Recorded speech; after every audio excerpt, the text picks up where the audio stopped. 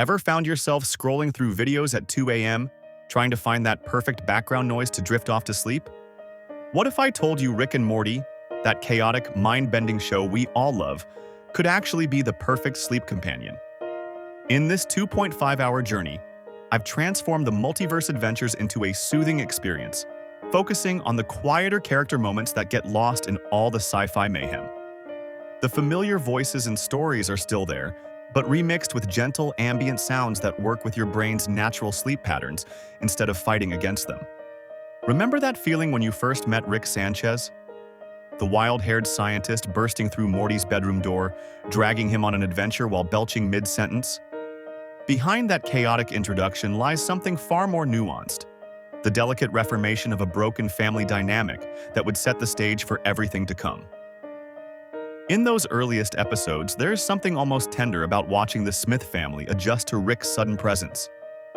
If we slow down and really focus on these quiet moments between adventures, we notice Beth's eyes light up whenever her father enters a room. It's not just the obvious dialogue where she defends him to Jerry. It's in those fleeting glances when she thinks no one is watching, silently seeking validation from the parent who abandoned her. The pilot episode actually contains this beautiful moment where Beth is preparing breakfast and Rick compliments her cooking. It's brief, barely 2 seconds of animation, but watch her expression carefully. There's a subtle softness that appears, revealing how desperately she craves his approval. The animators put so much care into these micro-expressions that are easy to miss when you're focused on the higher energy scenes. Rick's relationship with Jerry starts not with the outright antagonism we see in later seasons, but with something more subtle, a quiet dismissal. There's a scene in the garage where Jerry attempts to connect with Rick by asking about his inventions, and Rick doesn't even bother to look up from his workbench. It's not hatred yet. It's something almost more painful. Complete indifference. Jerry is basically furniture to Rick in these early interactions, not even worth the energy of hostility. These foundational dynamics are why the ambient soundtrack for this section blends the show's theme at quarter speed with those gentle synth waves. The slowed-down, familiar melody creates this dreamlike quality that matches the unreal feeling the family must have experienced. This brilliant but broken man suddenly appearing in their lives, reshaping their reality before they've had time to process his return. Summer's character in these early episodes reveals so much more than the typical teenage archetype she initially appears to be. Watch the background of family dinner scenes. While the focus might be on Rick and Morty's latest adventure plans, Summer is often shown observing, calculating, adapting to this new family configuration. There's this perfect moment in Anatomy Park where she glances between Rick and Beth during an argument, and you can almost see her processing the complex parent-child relationship unfolding before her. The show cleverly establishes Summer's capability through these quiet background moments long before giving her major adventure storylines. In M. Night Shyamalan's Aliens, there's a brief scene where she's doing homework while simultaneously texting multiple friends and organizing a party. Multitasking that subtly foreshadows her later ability to adapt quickly to multiverse threats. Morty's initial relationship with Rick contains these fascinating contradictions that establish their complex bond. He's clearly terrified of his grandfather's reckless approach to adventure, yet there's also this undeniable excitement in his eyes when Rick explains scientific concepts. The earliest episodes show Morty constantly oscillating between fear and fascination, a pattern that defines their relationship throughout the series. What makes these early family dynamics so masterful is how they plant seeds for every major character development that follows. Beth's desperate need for her father's validation eventually evolves into her questioning whether she's more like him than she wants to admit. Jerry's pathetic attempts to assert authority in Rick's presence set up his journey toward finding self-worth beyond his family's validation. Summer's background observations prepare her to step into adventures with surprising competence. Even the Smith house itself becomes a character in these early episodes. Notice how the living room layout constantly places Rick in positions of power. He takes the central seat on the couch, commandeers the garage as his personal laboratory, and moves through domestic spaces as if they belong to him despite his years of absence. The physical positioning of characters within the frame tells its own story about power dynamics and family hierarchy. The series does something remarkable with these early establishment scenes. It creates genuine emotional grounding for a show that will eventually span infinite dimensions and realities. By carefully crafting these family relationships first, every subsequent multiverse adventure matters because we care about how it affects these people. That's why focusing on these quieter moments reveals the show's emotional foundation. The spectacular sci-fi elements work because they're happening to characters with established human concerns. There's a brilliant simplicity to how the show introduces each family member's core insecurity. Beth fears abandonment. Jerry fears inadequacy. Summer fears invisibility. Morty fears his own limitations. Rick, perhaps most interestingly, fears vulnerability itself. Each character's fundamental anxiety is established within the first few episodes through subtle interactions rather than explicit statements. What makes these early episodes so soothing to revisit is precisely this attention to character development amid the chaos. The science fiction elements are there. The portal gun, the aliens, the gadgets. But they're always in service to examining this fundamentally damaged family unit, trying to function with a brilliant, traumatized scientist suddenly in their midst. As we drift through these formative moments that establish the Smith family's complicated dynamic, you might notice how even Rick's scientific environment changes the atmosphere of their home. The gentle bubbling of chemicals in the background of garage scenes, the occasional mechanical whirring from his inventions. These sounds gradually become the soundtrack of their daily lives, as science fiction slowly becomes their family reality. Behind all those bubbling chemicals and whirring inventions lies a moment that transformed Morty from Rick's naive sidekick into something far more complicated. That final scene of Rick Potion number 9, where they silently abandon their ruined universe and replace their dead selves, contains a profound trauma that's easy to miss when you're watching at normal speed. If we slow down and really examine this sequence, we witness something extraordinary happening to Morty's psychology. The episode begins like many others. A seemingly simple request from Morty for Rick to create a love potion, which spirals catastrophically out of control. But it's not the chaos that matters here. It's those final, haunting minutes where everything changes. As the Mazzy Star song, "Look On Down from the Bridge," begins to play, the frenetic pace of the show suddenly shifts. The music itself becomes a character in this moment. Those melancholic guitars and dreamy vocals creating a disorienting contrast to the horror we're witnessing. When slowed down even further, as in our ambient version, the song takes on an almost ghostly quality, mirroring the spectral nature of what Morty is experiencing, a death that isn't quite his own. Watch Morty's face carefully during the burial scene. The animators captured something remarkable here, a profound sense of sorrow mixed with confusion and resignation. His eyes dart nervously, his movements become mechanical. This isn't just a boy digging a hole, it's a 14-year-old confronting mortality in the most disturbing way possible. He's not just burying a stranger who happens to look like him. He's burying a version of himself, a life that could have been his if circumstances had been slightly different. The sound design in this sequence deserves special attention when played at our relaxing pace. Listen closely, and you'll notice faint echoes of the Cronenberg monsters they've left behind. Distant growls and inhuman moans that seem to follow them through the portal. These sounds create an unsettling but hypnotic audio landscape that heightens the emotional weight of what we're witnessing. It's as if their abandoned dimension is calling to them, a constant reminder of what they've done. What makes this scene particularly powerful is Rick's attempt to normalize the experience. "Don't think about it," he tells Morty, a phrase that takes on new significance when we consider what it reveals about Rick.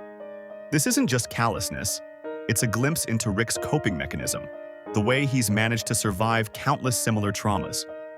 There's an awareness in his voice, a subtle acknowledgement of the damage he's causing to his grandson. When slowed down, Rick's voice betrays hints of guilt beneath the cavalier exterior. After the burial, we see Morty making his bed in this new reality, a mundane act that becomes a powerful metaphor. This simple domestic task performed after such an extraordinary trauma shows Morty's desperate attempt to find normalcy again. The contrast between the cosmic horror he's just experienced And this everyday chore creates a poignant moment that encapsulates the show's unique blend of the extraordinary and the ordinary. This sequence fundamentally altered the DNA of the series. Before this episode, Rick and Morty's adventures had consequences, but they were largely contained within their own episodes. After Rick Potion number 9, we understand that actions have permanent repercussions, even in an infinite multiverse. The creators themselves have emphasized this in interviews, noting how this episode represented a pivotal turning point for the series. What's particularly fascinating is how this traumatic experience echoes throughout Morty's character development in subsequent episodes. There's a before and after to Morty. The innocent, protesting sidekick transforms into someone more complex, someone who understands the terrifying implications of infinite realities. His expressions become more guarded, his objections to Rick's plans more nuanced. He still fears the unknown, but now he also carries the knowledge that even the familiar can be lost in an instant. When we examine the subtle animation details in this scene, we notice how Morty's posture changes before and after the burial. Before, he stands with typical teenage awkwardness. After, there's a slight hunch to his shoulders, as if physically carrying the weight of what he's done. These visual cues aren't accidental. They're deliberate choices that communicate Morty's psychological transformation without a single word of dialogue. The implications of this scene extend beyond Morty as well. If Morty can be replaced, what does that mean for any of the characters we care about? Rick's casual acceptance of substituting one reality for another raises profound questions about identity and continuity. If there are infinite Mortys, is any single Morty special? The show doesn't answer these questions explicitly, but this quiet moment forces us to consider them. There's also something worth noting about what isn't shown in this scene. We don't see the moment Rick discovers his counterpart's body, nor do we know exactly how this other Rick died. These omissions create a space for contemplation, inviting us to imagine Rick's own response to finding his dead self. Did he feel anything? Was this the first time he'd replaced himself in a new dimension, or just one of many such experiences? The silence around these questions speaks volumes. As our ambient version stretches this sequence out, allowing each frame to linger, we're given permission to notice details that might otherwise be missed. The exact shade of twilight in the backyard, the way the shovel cuts through the soil, the precise moment when acceptance washes over Morty's face. These visual elements combine with the slowed soundtrack to create a meditative space around what is, essentially, a moment of existential horror. While Morty confronts existential horror through dramatic moments, Summer's transformation unfolds in the quieter corners of the series, a background evolution that's just as profound. The Smith family's teenage daughter gradually becomes as capable of navigating cosmic chaos as her brother. But her journey happens in the spaces between adventures, in small moments you might easily miss at normal speed. Unlike the traumatic initiations that mark Morty's character development, Summer's growth occurs through a series of subtle revelations and choices that accumulate across multiple dimensions.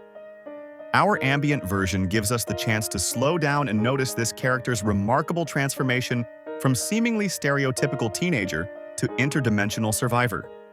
The pivotal moment in Summer's journey comes during Rick's minutes, when she discovers through interdimensional cable that, in most realities, her parents never got married because she was an unwanted pregnancy. This revelation could have shattered her sense of self, but instead of running away, Summer makes the conscious choice to stay with her family. This quiet decision marks her first genuine step into Rick's chaotic world. Not through adventure, but through acceptance of a harsh multiverse truth. As we watch these scenes at a meditative pace, we can appreciate the subtle animation details in Summer's expressions.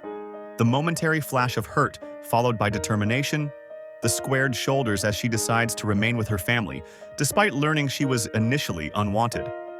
These tiny visual cues contain the seeds of the resilience she'll later demonstrate when facing much greater cosmic threats. The ambient soundtrack for this section incorporates sound elements from the Keep Summer Safe episode, where the AI of Rick's ship develops a complex relationship with Summer. We've slowed these sounds to a hypnotic pace and mixed them with gentle wind chimes, creating an audio atmosphere that mirrors Summer's gradual awakening to her place in the multiverse. The occasional metallic tones remind us of the technology she's learning to master, while the chimes suggest the clarity of mind she's developing. Pay attention to those early interactions between Summer and Rick. What begins as dismissive nicknames and eye-rolling evolves into something more nuanced. Rick initially treats Summer as an afterthought, an unwanted addition to his adventures with Morty. But our slowed-down viewing reveals subtle shifts in their dynamic. There are fleeting moments when Rick's expression changes as he observes Summer solving a problem or handling a crisis. Tiny acknowledgments of her growing capability that normal-speed viewing might miss entirely. By the time we witness Summer in Rickmancing the Stone, she has quietly developed into someone just as capable of navigating interdimensional dangers as her brother. The episode showcases her adapting to a post-apocalyptic dimension with remarkable ease, channeling her teenage rebellion into mastery of that world's violent culture. What makes this evolution so fascinating is that it happens without the dramatic origin story moments that define Morty's growth. Summer simply absorbs, adapts, and overcomes. Our ambient soundtrack begins to incorporate traces of each dimension. Summer visits throughout the series, creating a sonic journey that parallels her growth. The subtle audio elements, a whisper of wind from the Mad Max dimension, the electronic hum of the Citadel, the organic sounds of alien planets, blend together to form a rich tapestry. That represents her expanding consciousness and capabilities. The careful observer will notice how Summer's body language transforms across seasons. Early Summer hunches slightly, arms often crossed defensively across her chest, eyes frequently rolling at the chaos around her. But as our ambient journey progresses, we see her stance widen, her movements become more confident, her gaze more direct and assessing. She begins to handle Rick's technology with the casual competence of someone who has grown up around it, no longer needing instruction or supervision. One of the most telling aspects of Summer's evolution is how her relationship with Rick shifts from teenage annoyance to something approaching mutual respect. There are moments when Rick begins to recognize her potential, where his initial dismissiveness gives way to acknowledgement of her capabilities. These interactions are often in the background of scenes, easy to miss amid the louder adventures. But our slowed pace allows us to appreciate how meaningful this gradual acceptance becomes for both characters. Creator commentary on the series has emphasized that Summer was always intended to evolve beyond the typical teenage girl role. What began as a character who might have been limited to eye-rolling and phone obsession developed into someone confident and capable enough to hold her own against interdimensional threats. This evolution wasn't planned as a dramatic character arc, but rather as a natural progression that occurs through exposure to Rick's world, showing a different kind of resilience than Morty's traumatic adaptations. The episode, Keep Summer Safe, further explores her relationship with Rick's technology, placing her in a situation where she must navigate the complex moral parameters of an AI designed to protect her at all costs. These quieter moments where Summer must make ethical choices within the framework of Rick's chaotic universe reveal her growing maturity and agency. Unlike Morty's often reactive responses to crisis, Summer demonstrates a thoughtful approach to the multiverse's challenges. What makes Summer's character development particularly interesting is its contrast with conventional storytelling. Most character evolutions in television happen through spotlight moments and explicit growth arcs, but Summer's transformation occurs largely in the negative space of the narrative. She doesn't get the dramatic speeches or character-defining episodes that Rick and Morty receive, yet by the later seasons, she's demonstrably changed from the person we met in the pilot. This approach to character development mirrors how real growth often happens, not in dramatic moments of revelation, but in the accumulated experiences of everyday life. Summer doesn't have a single moment that transforms her, like Morty burying his own body. Instead, she has dozens of smaller moments where she absorbs, adapts, and grows incrementally stronger, more confident, and more capable. As we observe this gradual evolution through our ambient lens, we can appreciate how Summer represents a different kind of strength than either Rick or Morty. While Rick uses his intelligence to control chaos and Morty develops resilience through trauma, Summer cultivates a pragmatic adaptability that allows her to navigate the multiverse on her own terms. She neither embraces Rick's nihilism nor struggles against it like Morty, Instead, she finds her own middle path, taking what's useful from Rick's worldview while maintaining her own identity. For a man who can access infinite universes, Rick spends an awful lot of effort trying to escape from something inside himself. His alcoholism isn't just a quirky character trait. It's a shield protecting him from moments of genuine connection that leave him terrifyingly exposed. The most brilliant mind in the multiverse might actually be running from the simplest human emotion of all, vulnerability. When we slow down and observe Rick Sanchez at his quietest moments, a different character emerges. The cynical, drunken scientist persona starts to appear less like his true self and more like armor constructed over decades. The nearly imperceptible micro-expressions that cross his face in these moments tell a story that Rick himself would never voluntarily share. His drinking, his catchphrases, his constant movement between dimensions, they all serve the same purpose of keeping emotional reality at arm's length. The most devastating example of Rick's hidden vulnerability appears in the episode Autoerotic Assimilation, after Unity, a hive-mind entity and former lover, breaks up with him. When we watch this sequence at a slower pace, the animation becomes heartbreakingly detailed. Rick returns home alone, puts on a record, and methodically sets up what appears to be a suicide attempt. The animators convey volumes through the subtle shifts in Rick's expression. The momentary hesitation, the resigned determination, the complete absence of his usual sarcastic demeanor. What makes this scene particularly revealing is how it directly contradicts the carefree nihilist persona Rick projects. The man who constantly reminds everyone that nothing matters clearly doesn't believe his own philosophy when faced with emotional abandonment. In those quiet moments after Unity leaves, we see Rick's true vulnerability exposed. Not just sadness, but a devastating loneliness so profound that it temporarily strips away his will to continue existing. The episode never explicitly states what Rick is doing with that strange contraption, but the implication is unmistakable as he positions his head and passes out before it can activate. The music in this scene, do you feel it? By Chaos takes on an entirely different quality when slowed down for our ambient sleep experience. The elongated notes create a dreamlike quality that emphasizes the emotional weight of Rick's pain. The lyrics about feeling hollow and damaged become whispered questions floating in the background, giving voice to emotions Rick refuses to verbalize. As this slowed soundtrack plays, we notice details in the animation we might have missed at normal speed. The careful, deliberate way Rick moves, suggesting he's done this before, and the single tear that forms just before he collapses. Rick's friendship with Bird Person reveals another crack in his emotional armor. Unlike his relationships with family members, which he maintains through a careful balance of occasional affection and frequent distance, Bird Person seems to know the real Rick, the one behind the defensive walls. When Rick speaks to Bird Person, his voice often lacks the performative quality it carries elsewhere. Their interactions have a straightforward honesty rarely seen in Rick's other relationships. Bird Person knows about Rick's past pain and accepts it without judgment, creating a space where Rick occasionally drops the pretense of not caring.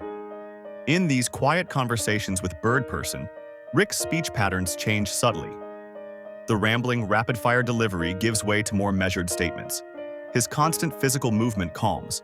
Even his posture shifts, becoming less defensive. These small details, almost imperceptible at normal viewing speed, become obvious when we slow down and focus on the nuances of their interactions. Bird Person represents a connection to Rick's authentic self, a relationship predating the fully formed defense mechanisms that now define Rick's character. The therapy session in Pickle Rick provides another window into Rick's vulnerability, particularly in the moments where he sits silently listening to Dr. Wong's assessment. Rick literally transforms himself into a pickle to avoid family therapy, an absurd length to go to avoid confronting emotional issues. When we focus on Rick's face during Dr. Wong's monologue about choosing science over relationships because the latter is harder, we can see minute changes in his expression that the usual fast-paced viewing doesn't allow time to appreciate. There's recognition there, and perhaps even a moment of consideration, before his defenses snap back into place. The ambient soundtrack during these vulnerable moments blends gentle laboratory bubbling with distant thunder, a sonic representation of the storm brewing beneath Rick's carefully maintained surface. The familiar sounds of his garage lab, usually associated with his scientific genius and control, take on a different quality when mixed with the rumbling suggestion of emotional turbulence. The bubbling becomes less about scientific progress and more about things threatening to boil over. What's particularly fascinating is how quickly these vulnerable moments are typically followed by deflection in the show. Rick's emotional exposures almost always trigger an immediate defensive response: a crude joke, an outburst of violence, or a literal escape through a portal. It's as though the character himself can't bear to remain in a vulnerable state for more than a few seconds. These transitions happen so rapidly in normal viewing that the vulnerability might be missed entirely. But when we slow down and focus on these scenes, the pattern becomes unmistakable. The contrast between Rick's genuine moments of vulnerability and his constructed persona raises questions about the nature of his intelligence. Is his scientific genius partially fueled by a desperate need to control his environment? His ability to create technology that can solve almost any problem stands in stark contrast to his inability to address his own emotional damage. The multiverse's smartest man can build anything except healthy relationships, a limitation he's painfully aware of but refuses to address directly. Rick's relationship with alcohol itself transforms when viewed through this lens. Rather than simply being a character quirk or comedic device, his constant drinking becomes a form of self-medication, a chemical shield against unwanted feelings. The flask isn't just an accessory, it's a portable emotional dampener that Rick relies on, particularly in situations where genuine connection might be possible. We often see him reach for it, specifically in moments that might otherwise lead to vulnerability. What emerges from these collected moments is a portrait of a man engaged in a constant battle not against galactic federations or interdimensional monsters, but against his own capacity for emotional pain. Rick's greatest adventure isn't exploring the multiverse, it's his ongoing struggle with vulnerability and connection. The tragedy of his character lies in the fact that the same brilliant mind that can conceptualize infinite realities cannot seem to find a solution for his own internal suffering. The Citadel of Ricks stands as an architectural paradox in the multiverse, a place where the most fiercely independent man in existence has somehow created an entire civilization of himself. While we typically see this location as a backdrop for political intrigue or interdimensional standoffs, when slowed down and viewed at this gentle pace, it transforms into something far more profound. In a multiverse of infinite Ricks, the concept of a true self begins to dissolve. Every Rick we see walking through the Citadel's streets represents a different path, a fractionally different choice made somewhere along the timeline. Some wear different colored shirts, others have cybernetic enhancements, and some have chosen professions that our C-137 Rick would find utterly beneath him. They're all Rick Sanchez, yet entirely different people. The ambient soundtrack here incorporates those distant, echoing voices of countless Ricks and Mortys conversing throughout the Citadel. When slowed down and layered, their voices create an almost choral effect, a symphony of selves speaking across dimensions. The occasional soft whoosh of a portal opening adds texture to this soundscape, reinforcing the fluidity of identity in this space. As we float through the Citadel's streets at this relaxed pace, we begin to notice the intricate details of its construction. The architecture itself tells us something about Rick's psychology, meticulously structured with clean lines and organized systems, yet punctuated by chaotic elements and unstable foundations. This physical space mirrors Rick's internal landscape, a brilliant mind attempting to impose order on fundamental chaos. The buildings reach skyward with ambitious heights, much like Rick's scientific aspirations, but the foundations seem perpetually under construction, never quite stable. Perhaps the most philosophically rich storyline within the Citadel is that of Simple Rick. In the episode The Ricklantis Mix-Up, we're introduced to a Rick who never left his family, who experienced the simple joy of raising his daughter. The Citadel's confectionery corporation harvests his happy memories of Beth's childhood to flavor their wafers, literally commodifying the emotional fulfillment that our main Rick has denied himself. When we examine this storyline at this gentle pace, it reveals profound questions about the nature of identity. Is Simple Rick less of a Rick because he chose family over science? Or is he more authentic for embracing the vulnerability that our Rick constantly flees from? His experiences, those treasured memories of Beth, quite literally become his essence, suggesting that we are not defined by some inherent soul or consciousness, but by the accumulated experiences that shape us. The mechanical hum of the Citadel's infrastructure slows to a gentle rhythm in our ambient soundtrack. This constant background noise represents the functioning society that somehow emerged from a multitude of beings who pride themselves on rejecting society. The contradiction is striking. A city full of anarchists who have nevertheless created systems, hierarchies, and even a police force. Different Ricks throughout the Citadel show us how small variations in choice can lead to vastly different outcomes. We see rookie cop Rick, still idealistic and hoping to make a difference. We encounter factory worker Rick, who has accepted his place in the social hierarchy.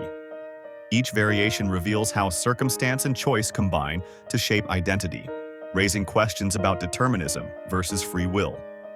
If these are all Rick Sanchez, was our Rick somehow destined to become the cynical, emotionally damaged person we know? Or did he actively choose this path? The relationships between different Ricks and their Mortys throughout the Citadel further complicate this philosophical puzzle. Some Ricks treat their Mortys with open contempt, others with grudging respect, and some with something approaching genuine affection. These variations don't just tell us about different Ricks. They reveal how our relationships help define who we are. Rick C-137's identity is partly constructed through his complex relationship with Morty, just as each variant Rick is shaped by his particular dynamic with his grandson. The Morty school sequence in the Citadel raises particularly uncomfortable questions about identity and purpose. Young Mortys are literally taught that their value lies in complementing Rick's brainwaves, their entire existence justified only in relation to Rick. When viewed through this contemplative lens, this becomes a meditation on how we define ourselves in relation to others, and how social roles can either liberate or constrain our sense of self. One of the most striking visual elements of the Citadel is its class stratification. Areas populated by elite Ricks stand in stark contrast to the slums where less fortunate Ricks and Mortys struggle to survive. These physical divisions within the Citadel reflect the internal divisions within Rick himself. The brilliant scientist versus the damaged human, the cosmic adventurer versus the abandoned father. The Citadel externalizes Rick's psyche, making his internal conflicts physically manifest. Evil Morty's rise to power within the Citadel introduces yet another dimension to this meditation on identity. If Mortys are typically defined by their relationship to Ricks, what does it mean when a Morty rejects this definition and forges his own path? His campaign slogan, "The Citadel's problem is that it has a Rick problem," becomes a meta-commentary on identity itself. Can we truly become ourselves when we're surrounded by versions of the person who defined us? At this gentle pace, we can appreciate the subtle variations in animation between different Ricks and Mortys. Some Ricks stand slightly straighter. Some Mortys fidget more nervously. These small physical differences aren't just animation shortcuts. They're visual representations of how experience shapes us physically, how our bodies carry our histories. A Rick who chose a more peaceful path carries himself differently than one who spent his life running and fighting. The Citadel also forces us to confront the uncomfortable question of replaceability. If there are infinite Ricks and infinite Mortys, is any individual truly special or unique? This existential crisis lurks beneath the surface of every interaction in this place. When a Rick or Morty dies, they can simply be replaced by another nearly identical version. A thought that simultaneously diminishes the value of individual life while making the connections formed between specific Ricks and Mortys all the more meaningful for their deliberate choice to value each other despite this replaceability. Beyond the Citadel's exploration of replaceability lies an even more profound question. What if the most revolutionary act in Rick and Morty's universe isn't about choosing between versions of yourself, but embracing them all simultaneously?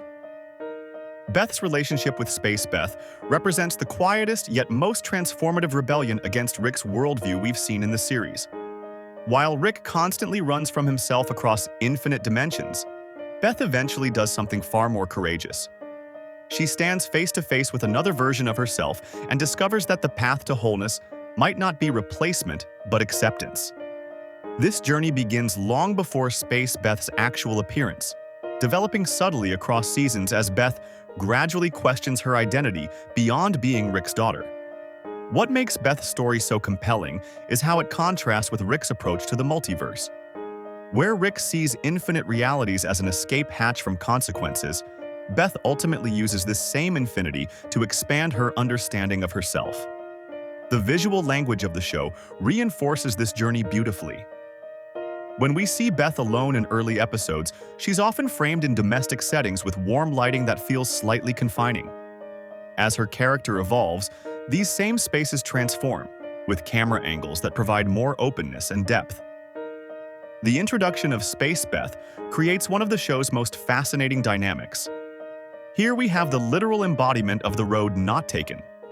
The adventurous, space-traveling version of Beth that chose freedom over family responsibilities. But unlike Rick's typical replace and forget approach to alternate versions, both Beths are allowed to exist simultaneously. This creates a unique opportunity for Beth to directly confront aspects of herself she both desires and fears. The sound design during Beth-focused scenes cleverly reinforces this duality. Listen carefully and you'll notice how scenes featuring Earth Beth incorporate familiar domestic sounds, dishes clinking, suburban ambience, wine glasses, while Space Beth's scenes include subtle sci-fi elements like distant star tones and quiet technological hums. When they share the screen, these sound profiles merge, creating an audio landscape that represents the integration of these two aspects of Beth's identity. What's particularly fascinating about Beth's journey is how it plays out alongside her complex relationship with Jerry. Their marriage serves as both contrast and complement to Beth's internal struggle. In quieter moments throughout the series, we see genuine connection between them despite their obvious issues. These small instances of authentic intimacy reveal that their relationship, like Beth herself, contains multitudes that can't be reduced to simple categories of success or failure. The pivotal episode, Bethic Twinstinct, brings Beth's journey towards self-acceptance to its most profound moment. Here, the relationship between Beth and space. Beth culminates in a significant act of self-acceptance where Beth embraces both sides of her identity. This episode serves as the culmination of Beth's character arc, showing that she's capable of something Rick rarely demonstrates, accepting and integrating all aspects of herself rather than running from them.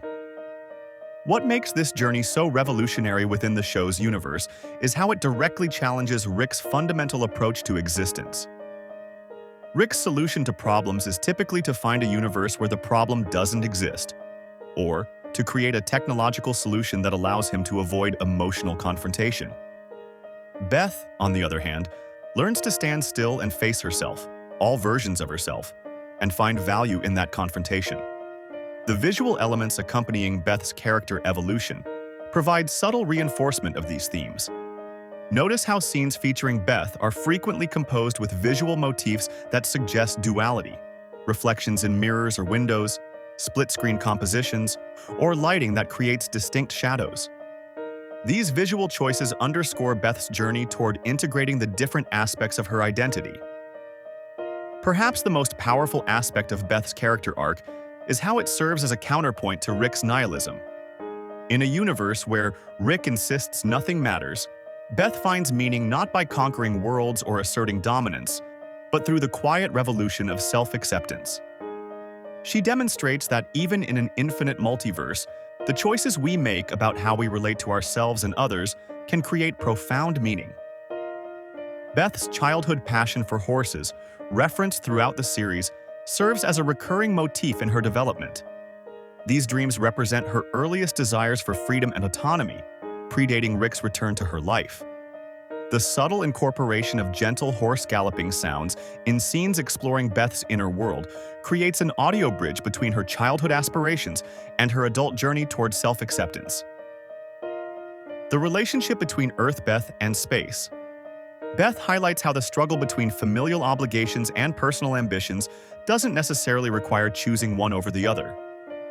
Unlike Rick, who seems to believe that the only way to live is to abandon attachment, Beth discovers that integration and acceptance can be more powerful than choice and separation. This represents one of the show's most nuanced explorations of identity. Creator comments have emphasized Beth's importance to the show's central themes, particularly regarding self-acceptance and the duality of her character. What makes Beth's journey remarkable is how it happens largely outside the main Rick and Morty adventure spotlight, developing in quieter moments that reward attentive viewing. Her story reminds us that sometimes the most profound character growth happens not in dramatic adventure set pieces but in smaller moments of realization and acceptance. Unlike Beth's transformation that unfolds in the background, Morty's evolution happens right in front of us, yet most viewers miss its subtlest details. What happens to a normal teenager's psychology when they're repeatedly exposed to cosmic horrors and interdimensional trauma?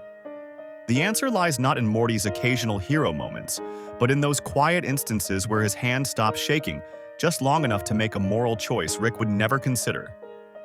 When we first meet Morty, his entire physical presence tells a story. His constantly hunched shoulders, stammering speech, and wide, fearful eyes paint the picture of a kid completely out of his depth. The animation team meticulously crafted these early representations to establish a baseline, the nervous, anxious teenager who would eventually transform before our eyes. This attention to physical detail becomes crucial when tracking Morty's growth, as his gradual straightening posture serves as a visual metaphor for his developing confidence. The ambient soundscape for this section weaves Morty's adventure theme at quarter speed with gentle rainfall, creating a meditative backdrop that lets us focus on the subtle visual cues of his transformation. Listen for the occasional school bell chimes slowed to an almost unrecognizable tone, symbolizing how Morty's normal teenage life has been stretched and distorted by his cosmic experiences. Morty's moral compass emerges as perhaps his most defining characteristic, and what ultimately separates him from Rick. In key moments throughout the series, we witness Morty's ethical boundaries solidify, often in direct opposition to Rick's amoral approach to the multiverse. These confrontations grow increasingly assertive season by season, with Morty's body language shifting from terrified defiance to principled opposition. The trembling voice gradually steadies, the hunched shoulders occasionally square, and the fearful eyes sometimes narrow with resolve. The series creators have noted that Morty's character arc deliberately reflects the show's exploration of trauma and growth. Unlike conventional coming-of-age stories where heroes triumph through spectacular feats of courage, Morty's development happens through accumulating small moments of adaptation to unimaginable circumstances. His growth isn't marked by conquering his fears, but by functioning despite them, a much more realistic portrayal of how humans actually respond to trauma. In Edge of Morty, Rick Die, Rick Pete, we witness a defining moment in Morty's evolution where he actively defies Rick for his own personal gain. This isn't played as a triumphant hero moment, but rather as a quiet shift in their power dynamic. What makes this moment significant isn't just the defiance itself, but the calm, calculated manner in which Morty executes it. The nervous teenager who once feared disappointing his grandfather has grown capable of making independent choices, even when they directly oppose Rick's wishes. Throughout these scenes, pay attention to the animation details in Morty's eyes. The way they've changed from perpetually wide with terror to occasionally narrowed with determination. Notice how his walking animation has evolved, with the occasional confident stride replacing his earlier perpetual stumble. These aren't accidental changes, but deliberate artistic choices mapping his psychological development. The Vat of Acid episode represents perhaps the most significant turning point in Morty's journey. Rather than focusing on the high-concept sci-fi elements, let's examine the emotional undercurrents. This episode forces Morty to confront the cumulative psychological impact of his adventures with Rick. The trauma he experiences isn't just from the physical dangers, but from the constant undermining of his reality.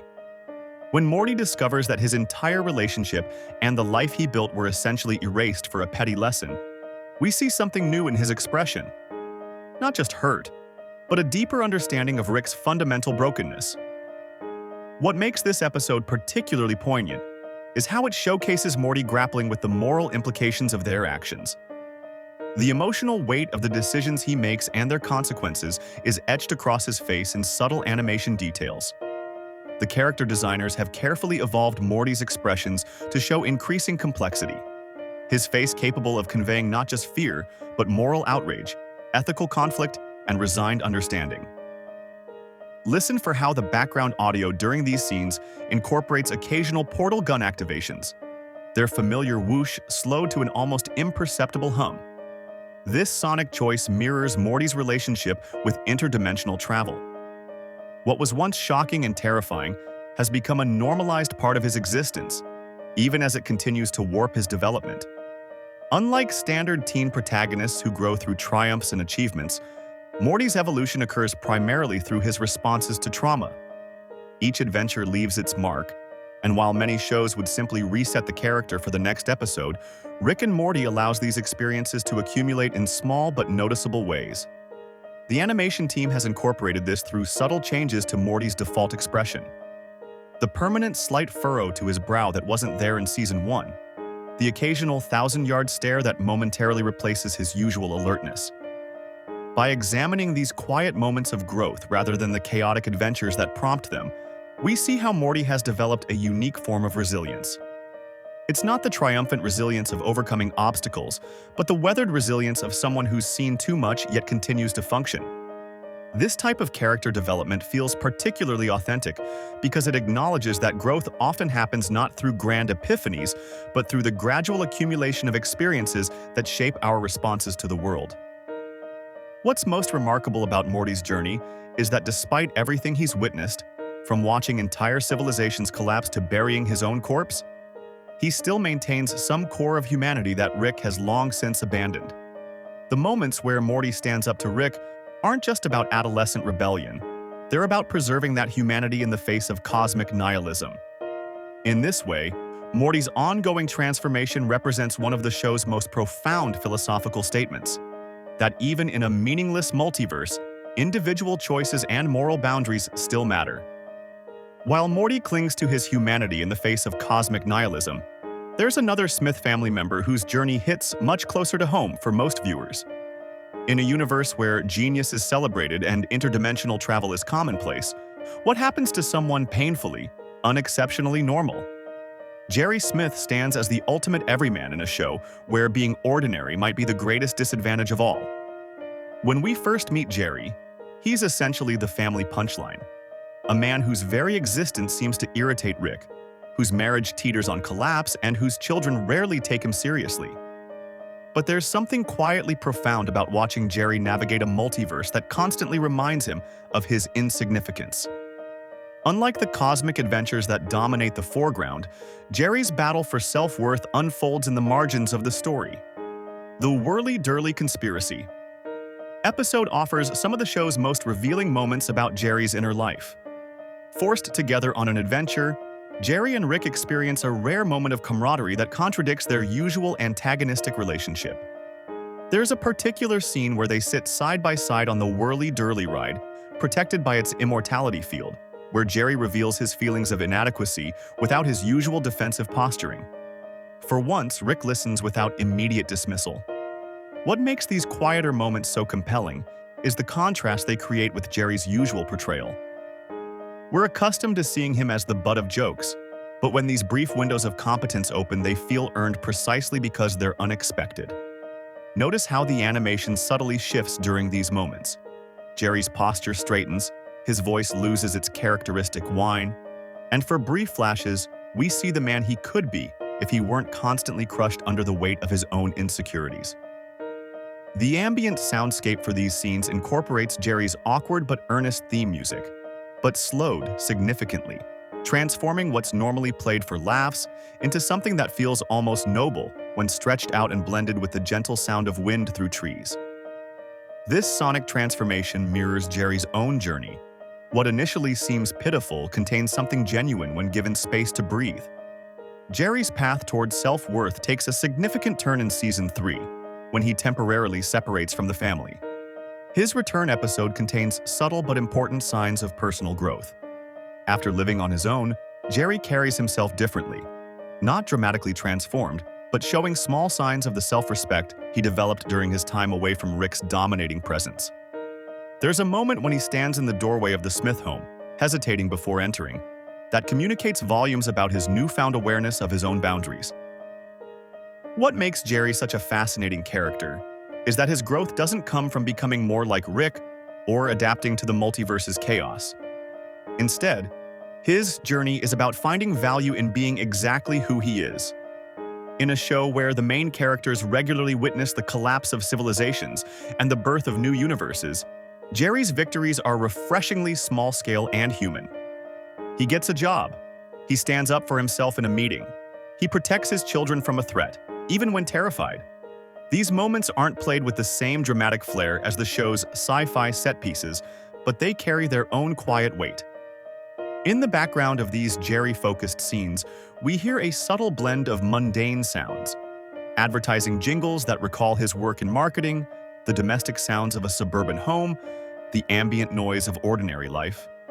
These sounds ground Jerry's story in a recognizable reality that stands in stark contrast to the cosmic soundscape that accompanies Rick's adventures. This sonic distinction reinforces that Jerry's battle isn't fought across dimensions but within himself.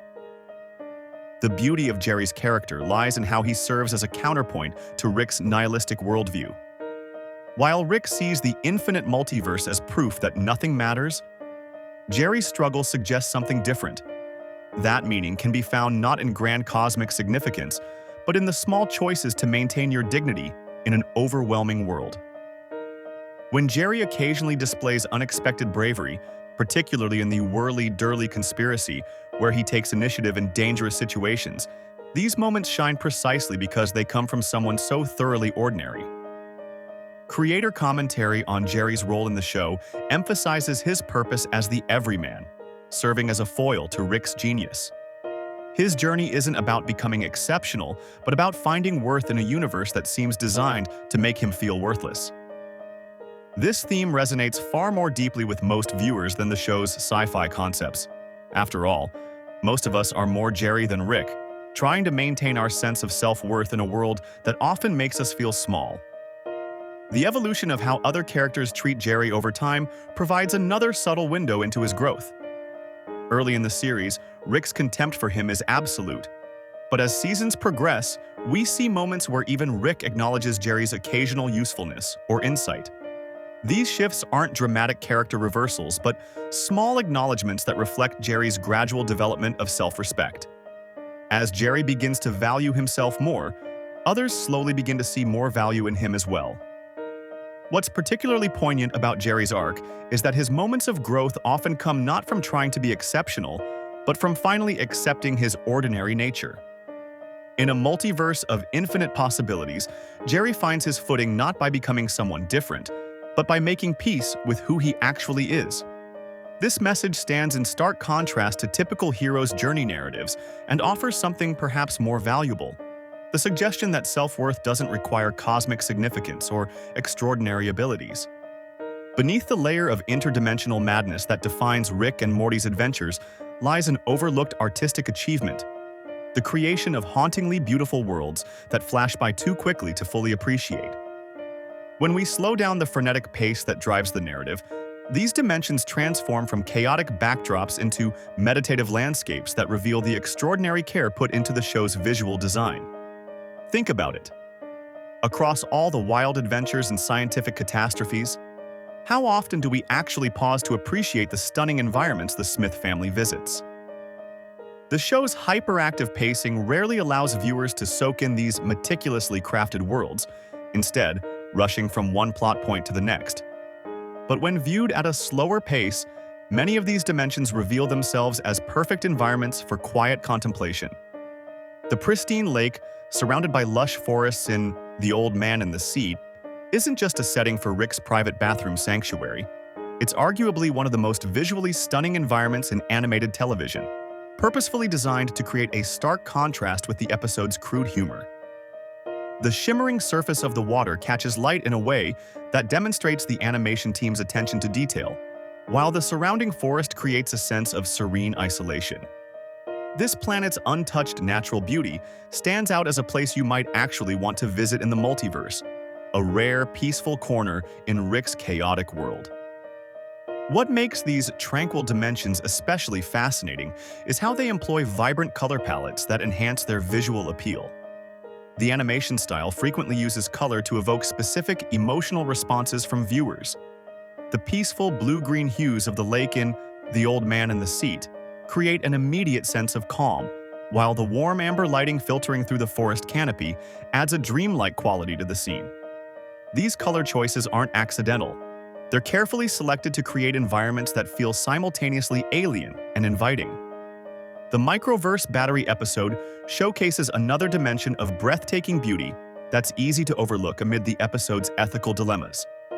Inside this tiny universe, the animation team created intricate and imaginative aesthetics with visually distinct tiny worlds filled with unique lifeforms. The layered design of the Microverse and the Miniverse within it demonstrates extraordinary creativity and world-building. Each level has its own visual language and environmental features, from the cloud formations to the architectural styles of the microscopic civilizations.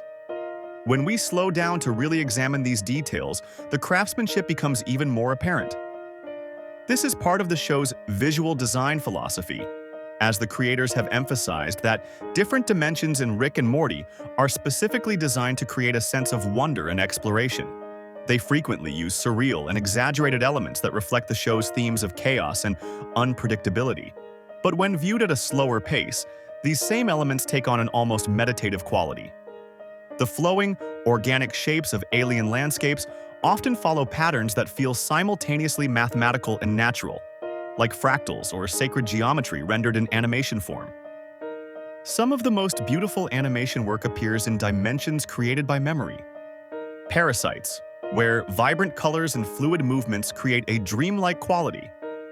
These false memories needed to feel idyllic and comforting, so the animation team gave them a distinct visual style.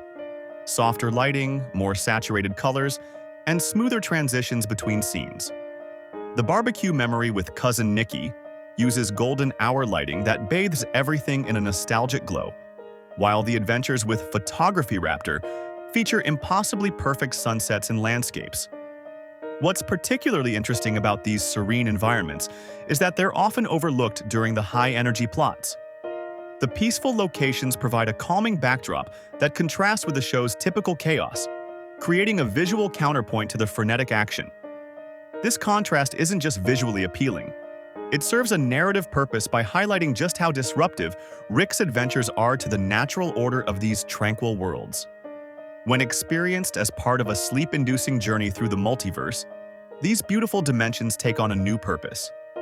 The gentle atmospheric elements from each location blend together to create a gradually shifting soundscape. Imagine drifting from the soft bubbling of the pristine lake to the gentle rustling of alien forests, then to the distant harmonious hum of the Microverse's power grid. Each environmental transition is smooth and subtle, preserving the calming effect while providing enough variety to maintain interest. The artist's detail in creating these worlds becomes even more impressive when you consider that many of these backgrounds appear for mere seconds in the original episodes. The animation team didn't need to render such complex and beautiful environments for such brief moments. Yet they consistently chose to invest in creating fully realized worlds rather than generic backdrops. This dedication to craftsmanship speaks to the show's underlying respect for its own universe building, even when that universe exists primarily to be torn apart by Rick's chaotic influence. There's something almost poignant about how these peaceful dimensions exist within a show that's primarily known for its nihilistic outlook and frenetic energy. These tranquil spaces suggest that even in a meaningless multiverse, beauty can still exist for its own sake. The show may argue that nothing matters in the grand scheme, but these meticulously crafted environments imply that perhaps the experience of beauty itself is worth something, even if only momentarily. When viewed collectively, the peaceful dimensions of Rick and Morty reveal an aspect of the show that's easy to miss: its capacity for visual poetry. Stripped of the rapid-fire dialogue and plot complications, many scenes from the series transform into contemplative visual experiences that invite viewers to simply exist within these impossible worlds for a time. This quality makes them perfectly suited for our current purpose, creating a soothing experience to fall asleep to. The carefully designed alien landscapes, the thoughtful color palettes, and the attention to environmental details all contribute to creating spaces where your mind can wander peacefully. Unlike the characters who rarely get to appreciate these worlds before being thrust into danger, we now have the luxury of experiencing these dimensions at our own pace, letting their tranquil qualities wash over us as we drift towards sleep. As we drift through these tranquil dimensions, another aspect of Rick and Morty emerges from the chaos, the surprising emotional foundation that anchors the entire series. For a show that constantly reminds us that nothing matters in an infinite multiverse, it's strangely committed to proving that family bonds are the one thing that somehow still does. When we slow down the frenetic pace of Rick and Morty and let these emotional moments breathe, a different show emerges. The Smith family's journey isn't just about surviving cosmic horrors and interdimensional mishaps. It's about choosing each other repeatedly despite having infinite alternatives across the multiverse. This choice becomes increasingly meaningful when we consider just how easy it would be for any of them to find a better family elsewhere. In Rick Churian Morty Date, we see perhaps the clearest example of this theme when the Smith family makes an explicit choice to stay with Rick. This moment isn't played for laughs or quickly undermined with a joke. It's allowed to land with its full emotional weight. The family, despite knowing all of Rick's flaws and the chaos he brings to their lives, decides that their connection to him matters more than stability or safety. This scene encapsulates the emotional heart of the series in a way that's easy to miss amid the show's more bombastic elements. The music in these emotional moments plays a crucial role in enhancing their impact. When we slow down Mazzy Star's "Look On Down from the Bridge" that plays during key emotional scenes, the haunting melody creates a sonic landscape that invites contemplation about what these characters mean to each other. The slowed-down versions of these emotional musical cues allow us to feel what the characters often can't express directly, their profound need for connection, despite their dysfunctional ways of showing it. Rick's relationship with his family is particularly revealing when viewed through this lens. For all his talk about the meaninglessness of existence and the interchangeability of people across infinite timelines, Rick consistently returns to this specific family. When he could literally choose any family in any dimension, he remains tethered to these particular people. This contradiction between his stated philosophy and his actions suggests that even Rick, the ultimate nihilist, can't escape the fundamental human need for connection. The Smith family dynamic undergoes a fascinating evolution throughout the series, with each member gradually accepting both Rick and the bizarre reality he's introduced them to. This acceptance isn't portrayed as resignation, but rather as an active choice. Beth's complex relationship with her father shows this most clearly. Her desire for his approval eventually transforms into something more nuanced, a relationship where she can both love him and recognize his flaws. This evolution represents a more mature kind of family bond, one based on seeing each other clearly rather than idealization. One of the most striking aspects of the Smith family's connection is that it persists despite the knowledge that they could be replaced.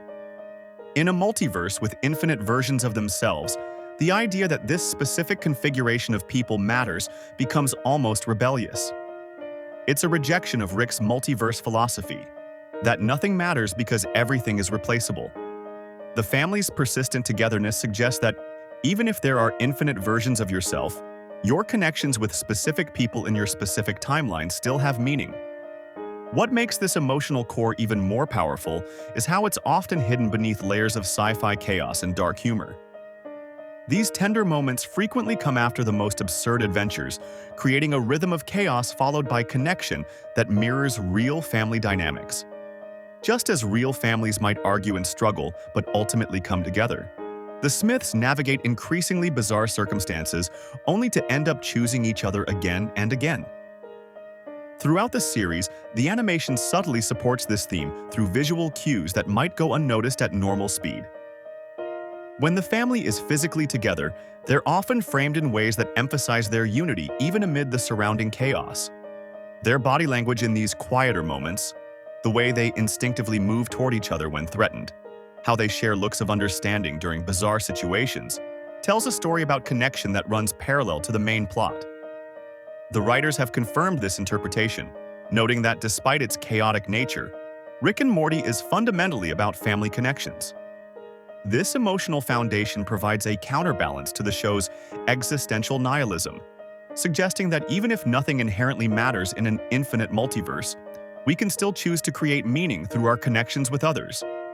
As we experience these moments at a more contemplative pace, with the slowed-down soundtrack allowing us to notice subtle emotional cues, the show's heart becomes more apparent. The Smith family's story is ultimately about finding people who will choose you repeatedly, even when presented with potentially better options across infinite realities. It's about building connections strong enough to withstand the knowledge of your own cosmic insignificance.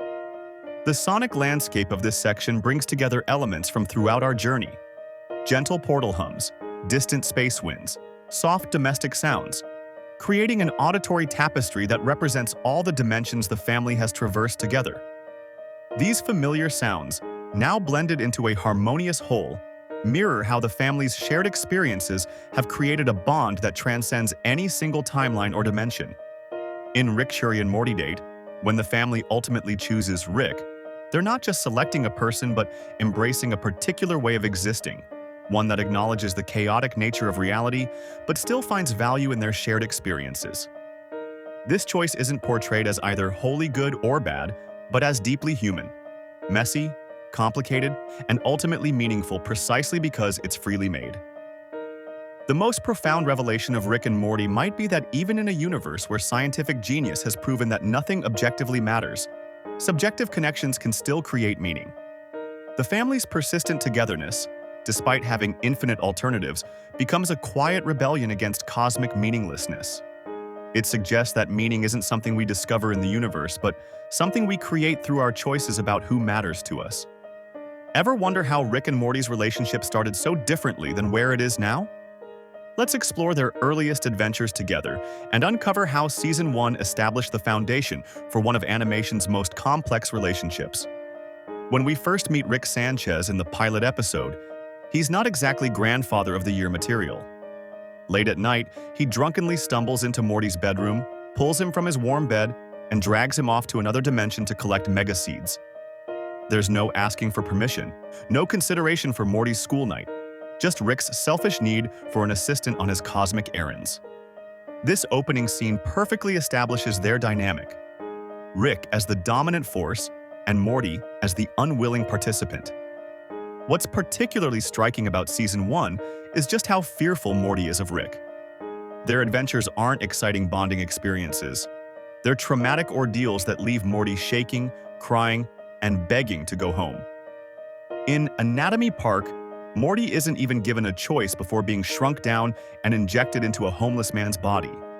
When pirates attack the intestinal amusement park, Morty's panic is palpable as he scrambles to survive without any real guidance from his grandfather.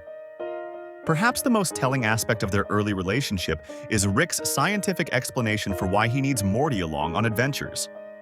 In Close Rick Counters of the Rick Kind, we learn that Morty's brainwaves create a sort of camouflage, canceling out Rick's genius brainwaves that would otherwise be detected by enemies. "Your brainwaves are complementary to mine," Rick explains to Morty, revealing that his grandson is essentially being used as a human shield. This cold, utilitarian view of Morty is reinforced when we discover Rick keeps a coupon for a free replacement. Morty should anything happen to his current one. The pilot also gives us Rick's infamous 100 Years Rick and Morty monologue, where he rambles about Rick and Morty forever and forever, 100 years, setting up the idea that he views Morty as a permanent fixture in his scientific escapades, without ever considering whether Morty wants this future. This selfish perspective defines their early adventures, with Rick constantly putting Morty in danger while dismissing his very real trauma and fear. In M. Night Shyamalan Aliens, Rick casually uses Morty as bait in a simulation within a simulation, completely unconcerned with how frightening the experience is for his grandson. And in Meeseeks and Destroy, when the family uses a Meeseeks box to solve their problems, Rick dismisses Morty's request to improve his golf game, suggesting he simply give up on his dreams. This casual crushing of Morty's modest aspirations shows just how little regard Rick initially has for Morty's feelings and ambitions. Speaking of Meeseeks and Destroy, this episode marks a crucial turning point in their relationship. After enduring adventure after adventure on Rick's terms, Morty finally stands up for himself. "I'm tired of being your sidekick," he tells Rick, demanding they go on an adventure of his choosing. When Rick argues, Morty proposes a bet. If his adventure proves successful, he gets to choose every 10th adventure moving forward.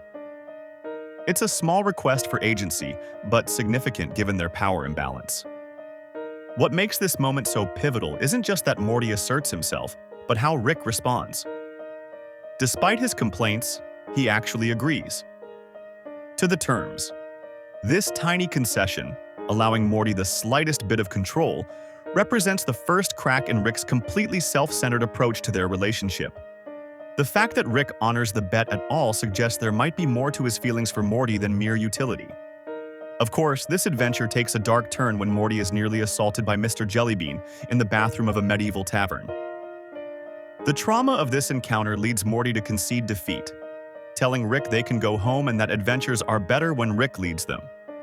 It's a heartbreaking surrender of the small bit of agency he had fought for. But here's where we see the first genuine hint of care from Rick. Without telling Morty, he turns back and destroys Mr. Jellybean with his ray gun, avenging Morty's trauma. He doesn't mention it, doesn't seek praise or acknowledgement. He simply eliminates the threat to his grandson and moves on. This subtle act of protection, hidden beneath layers of cynicism and selfishness, suggests that Rick's feelings for Morty run deeper than he's willing to admit, even to himself. Season 1 also gives us Rick Potion number 9, perhaps the most consequential episode for their relationship. After Rick helps Morty create a love potion that goes catastrophically wrong, turning the entire population into Cronenberg monsters, Rick simply transports them to an alternate dimension where alternate versions of themselves conveniently died in an explosion. They literally bury their own bodies in the backyard and take over their lives. The casual way Rick handles this dimensional transplant reveals how little he values continuity or connection to their original world. For him, reality is fungible. One dimension can simply replace another. But for Morty, this experience is profoundly traumatic. The look on his face as he digs his own grave tells us everything. Morty is beginning to understand the true weight of being Rick's sidekick, and it's crushing him. Yet despite the horror of this experience, Morty continues to accompany Rick on adventures. This suggests that beneath the fear and trauma, something about their relationship has become important to Morty too. Perhaps it's the excitement of the multiverse. Perhaps it's a grandfatherly connection he never otherwise experienced. Or perhaps it's simply the fact that, compared to his awkward school life, adventures with Rick make him special. By the end of Season 1, we start to see small hints that Rick isn't completely indifferent to Morty's well-being. In Raising Gazerpazorp, when Morty fathers an alien child, Rick actually steps in to help, even though he spends most of the episode complaining about it. And in the season finale, Ricksy Business, Rick frees his time so Morty can enjoy a party without worrying about his parents coming home. These aren't grand gestures of affection, but they represent tiny compromises Rick makes for Morty's benefit, something the Rick we met in the pilot would never have considered. The genius of Season 1 lies in how it establishes a relationship that seems hopelessly unbalanced and exploitative, yet plants subtle seeds that suggest the potential for growth. Rick's callousness toward Morty isn't just a character trait, it's a defense mechanism that will be slowly dismantled as the series progresses. And Morty's transition from terrified victim to occasional partner marks the beginning of a journey towards something resembling mutual respect. Behind that cynical exterior, Rick hides something far more vulnerable than the show initially lets on. While Rick maintains a facade of not caring about anything in an infinite multiverse, his actions tell a different story. That defense mechanism isn't just about maintaining control over Morty. It's the tip of an emotional iceberg that extends far deeper than anyone might suspect at first glance. The contradiction at Rick's core becomes increasingly apparent the more we watch him. Here's a man who constantly preaches that nothing matters in an infinite universe, yet can't help but form attachments and show moments of genuine care. This dissonance isn't just character inconsistency, it's the result of profound trauma that has shaped Rick's entire worldview. Rick's alcoholism serves as one of the clearest windows into his emotional state. Far from just a character quirk, his constant drinking functions as a coping mechanism for trauma he refuses to address directly. The flask isn't just a prop, It's emotional armor, something that helps him maintain the numbness necessary to function with the weight of his memories and regrets. It's also no coincidence that Rick's drinking intensifies during moments when he feels emotionally threatened or vulnerable. This emotional complexity becomes starkly evident in the episode Autoerotic Assimilation, where we see Rick reconnect with Unity, a hive-mind collective and former lover. When Unity ultimately leaves him, we witness one of the most haunting scenes in the series. Rick returns home alone, appearing more defeated than we've ever seen him. In the garage, he mechanically performs an experiment that at first seems random, until we realize he's creating a living creature just to kill it instantly with a death ray. Then, in a moment of pure despair, he positions his head where the creature was, clearly intending to take his own life, only passing out from intoxication before he can complete the act. That attempted suicide speaks volumes. It's the action of a man who, despite all his claims about not caring, is devastated by loss and rejection. The episode never explicitly states why Unity's departure hits Rick so hard, but the implication is clear. Rick allowed himself to be vulnerable, to care again, and the resulting pain was too much to bear. For all his power, intellect, and multiversal knowledge, Rick remains fundamentally wounded by his own capacity for emotional attachment. Looking deeper into Rick's history reveals even more about these emotional wounds. Though the show initially keeps Rick's backstory mysterious, hints emerge about his relationship with his daughter Beth's mother, Diane. The loss of Diane profoundly shaped Rick's approach to relationships, pushing him toward a life of chaotic adventure and emotional detachment. Though the details remain deliberately vague, it becomes increasingly clear that Rick's cynical worldview wasn't innate. It developed as a response to profound loss. Even in episodes where Rick appears at his most callous, we can detect cracks in his emotional armor.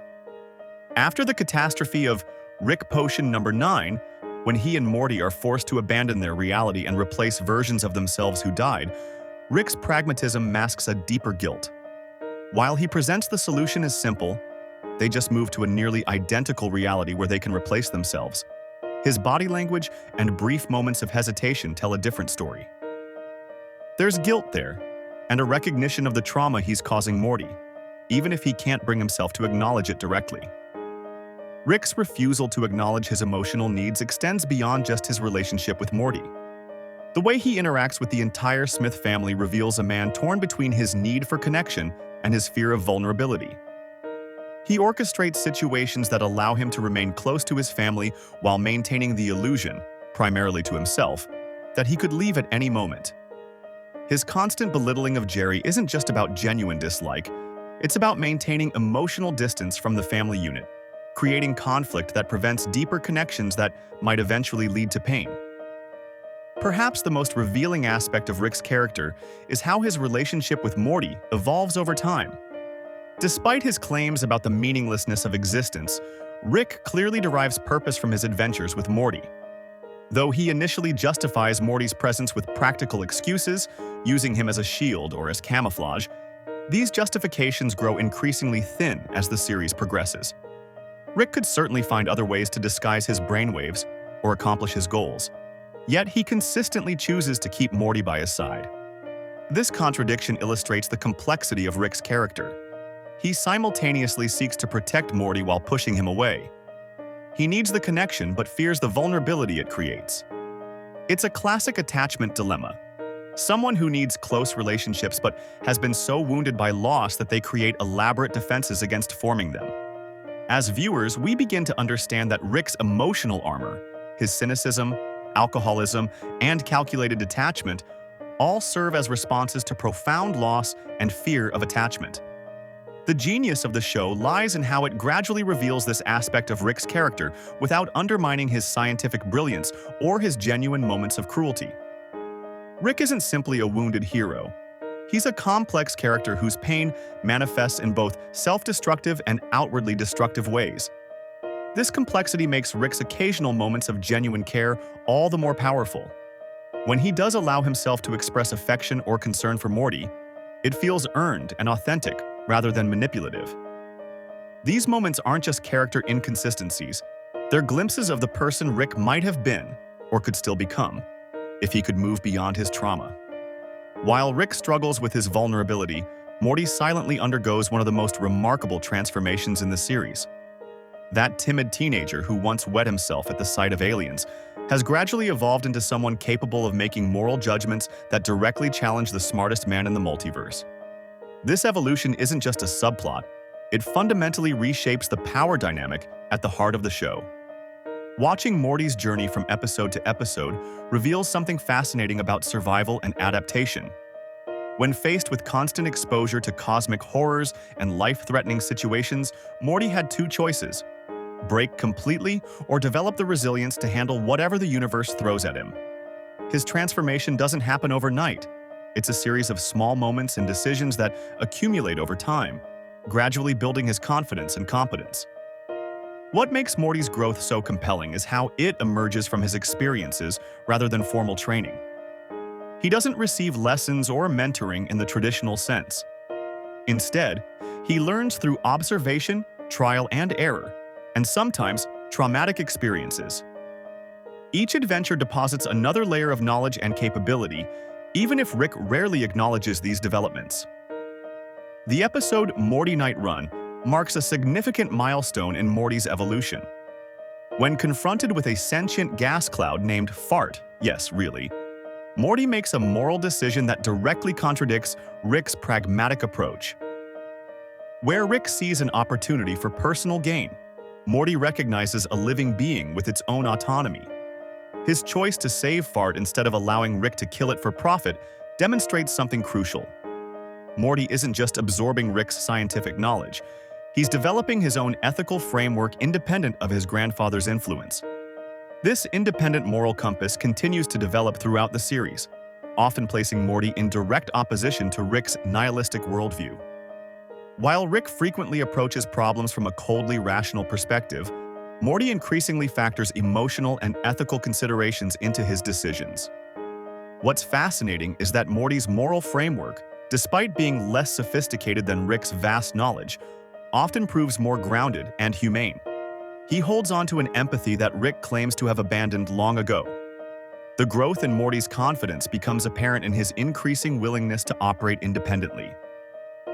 Early episodes show him clinging to Rick in alien environments, paralyzed by fear and uncertainty.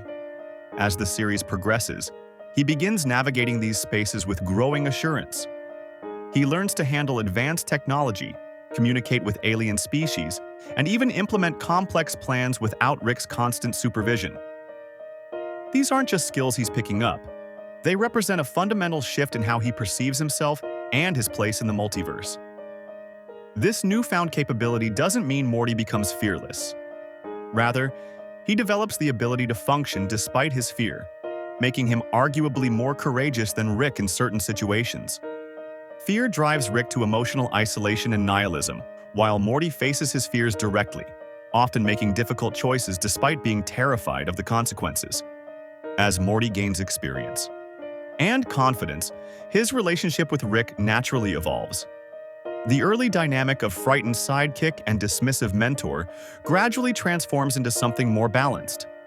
Morty begins questioning Rick's decisions, challenging his assumptions, and occasionally taking control of situations when Rick's judgment seems compromised.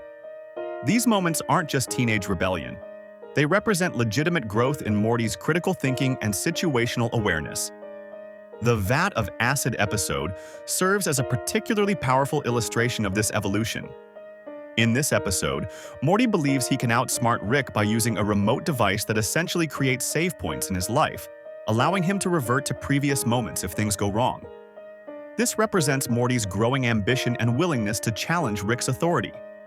However, when Rick reveals that Morty's actions have had real consequences, that he hasn't been resetting time but jumping between realities and abandoning versions of himself, Morty confronts the emotional and ethical weight of his choices. This episode is pivotal because it demonstrates both Morty's growth and his continuing limitations.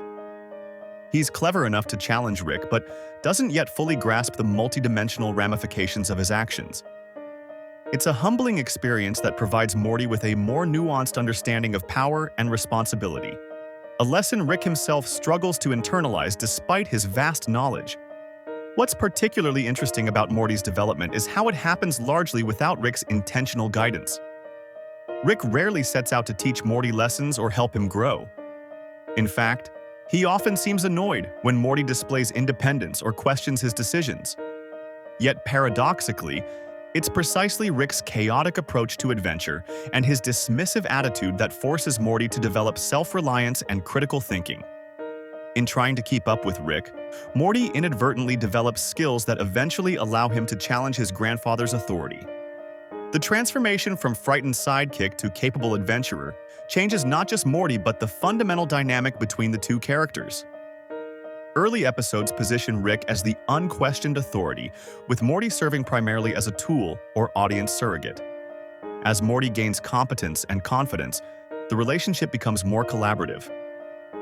Rick still leads most adventures, but Morty increasingly contributes meaningful insights and takes initiative in solving problems. By the later seasons, we see moments where Rick actively seeks Morty's input or defers to his judgment in certain situations. These aren't just character inconsistencies, they represent a genuine evolution in how Rick perceives his grandson. The camouflage brainwaves that initially made Morty valuable to Rick have been supplemented by genuine capabilities that Rick, however reluctantly, has come to respect. This shift creates a fascinating tension between them. As Morty grows more capable and independent, Rick faces a dilemma. Does he encourage this growth, potentially losing control over their relationship, or does he attempt to maintain the status quo through manipulation and force of personality? Rick's response to this challenge reveals as much about his character as Morty's development does about his. For all their interdimensional misadventures and cosmic chaos, it's the moments when Rick and Morty pause to simply exist together that reveal the true nature of their bond. The show's most powerful emotional beats often emerge when the sci-fi spectacle temporarily fades, giving way to quieter, more intimate scenes that cut through the show's typically cynical exterior. The aftermath of Rick Potion Number 9 stands as perhaps the most striking example of this emotional weight. After catastrophically transforming their world into a Cronenberg nightmare, Rick and Morty relocate to a reality where alternate versions of themselves conveniently die. What follows is arguably the series' most haunting sequence: Rick and Morty silently burying their own bodies in the backyard. This isn't played for laughs or quickly brushed aside. Instead, the camera lingers on Morty's 1,000-yard stare as he processes this traumatic experience. The silence between them speaks volumes, acknowledging the gravity of their actions and the consequences of their reckless behavior in a way that their usual banter never could. This shared trauma creates an unspoken bond. They're now the only two people who know what they've done, connected by a secret that isolates them from everyone else. The significance of this burial scene goes beyond just showcasing consequences. It represents one of the few moments where Rick can't simply talk his way out of emotional fallout. Neither character has the vocabulary to process what they've experienced, so they simply endure it together. This mutual acknowledgement of mortality and ethical compromise forms a connection deeper than their verbal sparring ever could. The Ricklantis mix-up takes a different approach to illuminating their relationship, giving us a wider lens through which to view it. While our Rick and Morty barely appear in the episode, it's precisely their absence that makes it so powerful. By showing us countless other Rick and Morty pairs across the Citadel, the episode provides crucial context for understanding why our particular duo matters. We witness Ricks who are crueler, more indifferent, and explicitly exploitative toward their Mortys. We see Mortys who have been completely broken by abuse or hardened into cynicism. Against this backdrop, our Rick's occasional moments of genuine care for his Morty stand out all the more starkly. The episode suggests that while many Ricks view Mortys as replaceable tools, our Rick has formed a bond that, while deeply flawed, contains something genuine and unique. The contrast between our Rick and these other versions provides a powerful context for understanding his character. When Rick occasionally shows concern for Morty, it's not just a momentary lapse in his cynicism. It's a deliberate choice to be different from the majority of his counterparts. His relationship with Morty isn't perfect, but it exists in opposition to the purely transactional relationships we see throughout the Citadel. Love in its various forms provides another emotional touchstone throughout the series. Morty's romantic relationship with Plantina in A Rick Convenient Mort offers one of the show's most heartfelt explorations of connection and loss. When Morty must ultimately end this relationship despite his genuine feelings, we witness a rare moment of emotional vulnerability without the show's usual layer of ironic detachment. The pain of this choice resonates because it shows that beneath the cosmic adventures and interdimensional mayhem, Morty experiences the same emotional struggles as any teenager. Rick's uncharacteristic restraint during these scenes, offering neither mockery nor easy solutions, suggests a growing respect for Morty's emotional life. The emotional complexity between Rick and Morty often emerges most clearly when they're forced to confront their fears about each other. In The Rick, Shuri, and Morty Date, Rick faces the possibility of Morty choosing a life without him. When presented with the freedom to abandon his family and return to his solitary adventures, Rick ultimately chooses to return, revealing that despite his protest to the contrary, he values his connection with Morty and the Smith family. This decision directly contradicts his stated philosophy that attachments are meaningless in an infinite universe, showing the gap between Rick's nihilistic rhetoric and his actual emotional needs. Similarly, Edge of Tomorty, Rick Die Rickpeat, explores Rick's fear of being replaced in Morty's life. When Rick temporarily dies and Morty gains access to death crystals that show possible futures, Morty becomes obsessed with a timeline where he ends up with Jessica. Rick's desperate attempts to return to life and reclaim his place in Morty's adventures reveal his deep-seated fear of irrelevance. For all his talk about Morty's being replaceable, Rick clearly doesn't feel the same way about his position in this particular Morty's life. The episode exposes Rick's vulnerability. He needs Morty far more than he's willing to admit.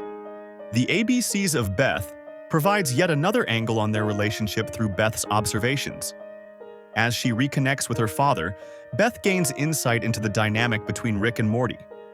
Rick's relationship with his grandson both parallels and contrasts with his relationship with his daughter, highlighting the generational patterns of connection and distance in the family.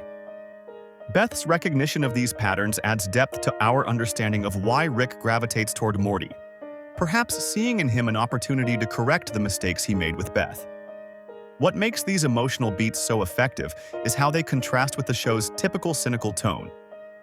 Rick and Morty's universe is frequently portrayed as random, cruel, and meaningless, a perspective Rick himself espouses at every opportunity. Yet these moments of genuine connection suggest that even in such a universe, the bonds we form with others can provide meaning.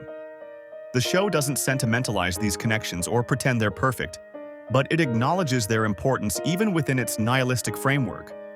These quieter moments reveal that beneath Rick's calculated manipulation and Morty's growing independence lies something neither can fully explain: an attachment that persists despite every reason it shouldn't. When the cosmic chaos momentarily subsides and they're simply two damaged people trying to navigate their relationship, we see the true foundation of their connection. It's not just about adventures or even family obligation. It's about two people who, despite their flaws and differences, somehow make sense together in a universe that often makes no sense at all. In a multiverse where infinite versions of yourself exist across countless dimensions, what exactly gives your specific identity any meaning? This is the existential nightmare that Rick and Morty constantly navigate beneath their interdimensional hijinks. The question becomes especially profound when we consider that Rick could literally replace Morty with an identical version anytime he wants. Yet he doesn't. This attachment to one specific Morty in an ocean of infinite Mortys reveals something fundamentally important about their unique connection that transcends the cold statistics of infinite possibility. The Citadel of Ricks provides our most disturbing window into this existential paradox. This interdimensional hub shows us countless Rick and Morty pairs, but there's something distinctly different about how most Ricks treat their Mortys compared to our main duo. Throughout the Citadel, we see Mortys treated as commodities, interchangeable tools assigned identification numbers rather than recognized as individuals with inherent worth.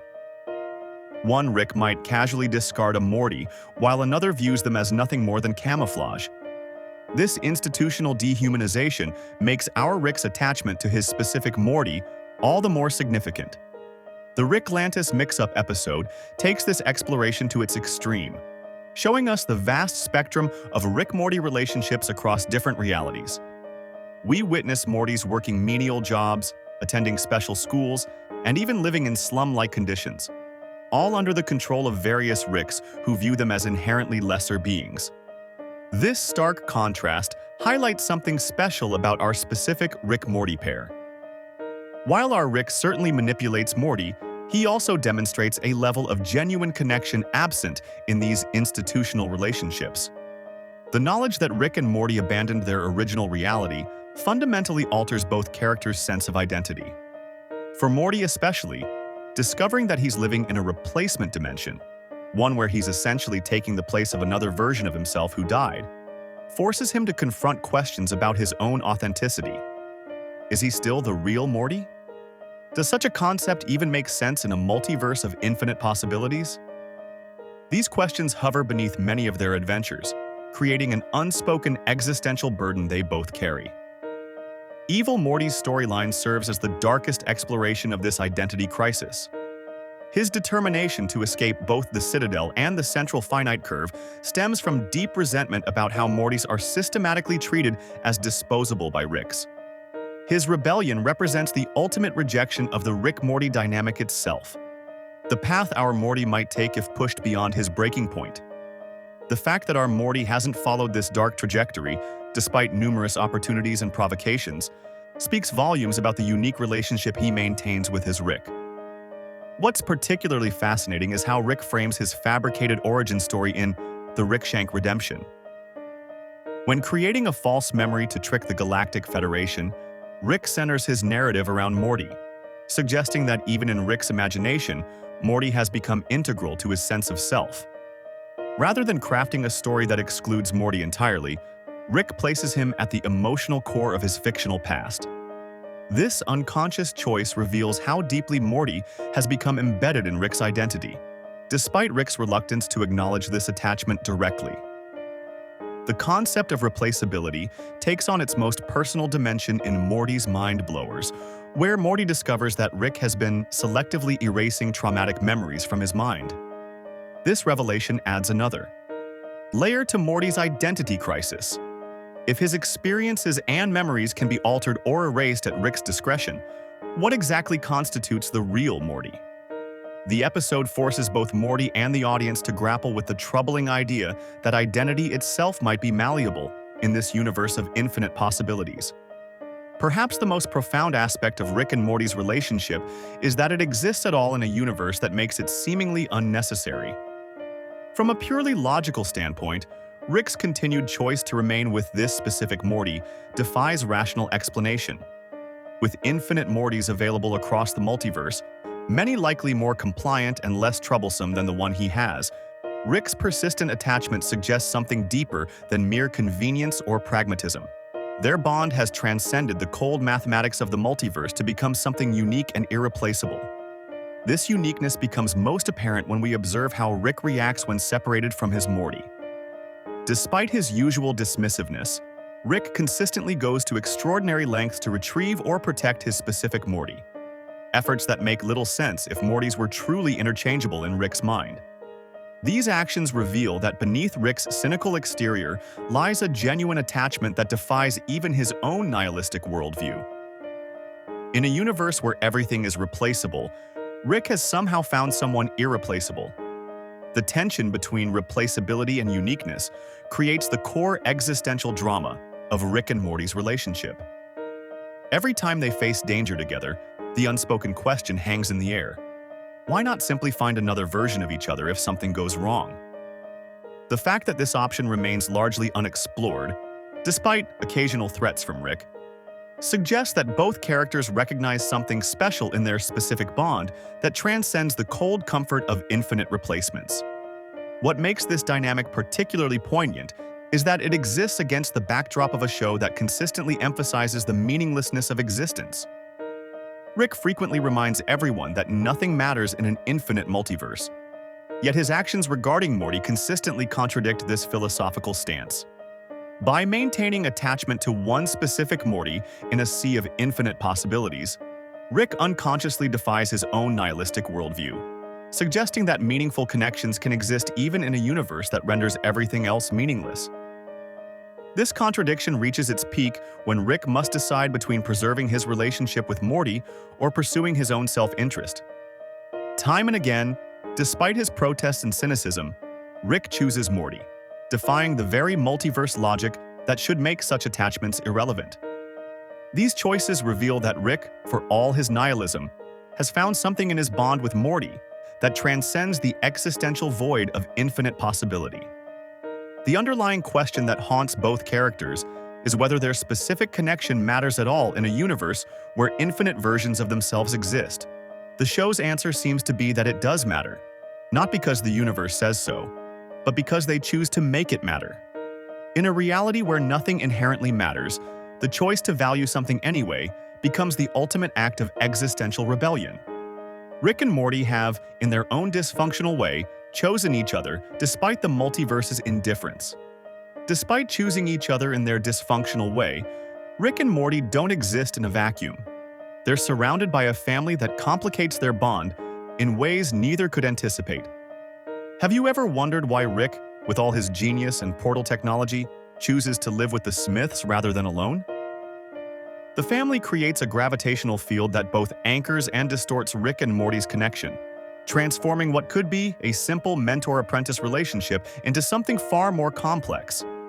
Beth's relationship with Rick fundamentally shapes how Morty perceives his grandfather. We see this dynamic play out in episodes like A Rick Convenient Mort, where Morty feels deeply connected to Rick while simultaneously experiencing tension from Beth's protective, maternal instincts. When Morty develops feelings for Plantina, Beth's reservations highlight her role as a protective mother who's concerned about the emotional stakes for her son. This creates a fascinating triangle where Morty must balance his adventures with Rick against his mother's protective nature. What makes this even more interesting is how Beth's own complicated relationship with her father influences her parenting.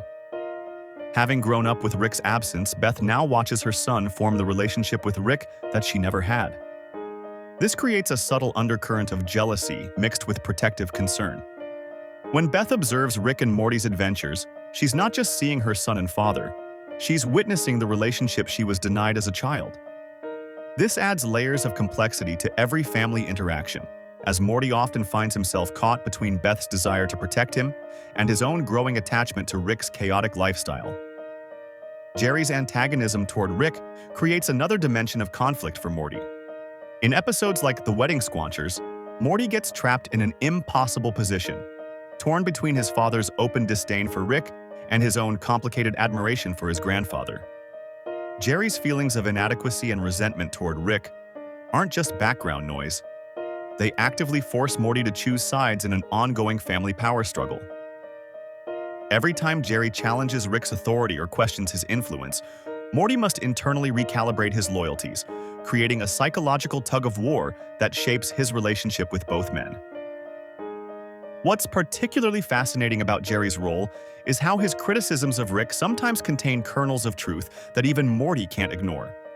While Jerry's antagonism often comes from a place of insecurity, his concerns about Rick's dangerous influence occasionally hit home, forcing Morty to confront uncomfortable realities about his grandfather that he might otherwise overlook. This creates moments where Morty must acknowledge Jerry's perspective while still maintaining his connection with Rick, a delicate balancing act that adds emotional depth to his character. Summer initially existed on the periphery of Rick and Morty's adventures, but her gradual integration into their cosmic escapades has fundamentally altered the group dynamic. In Rick Mirai Jack, we see how Summer's growing confidence and assertiveness transforms her from a background character into an active participant.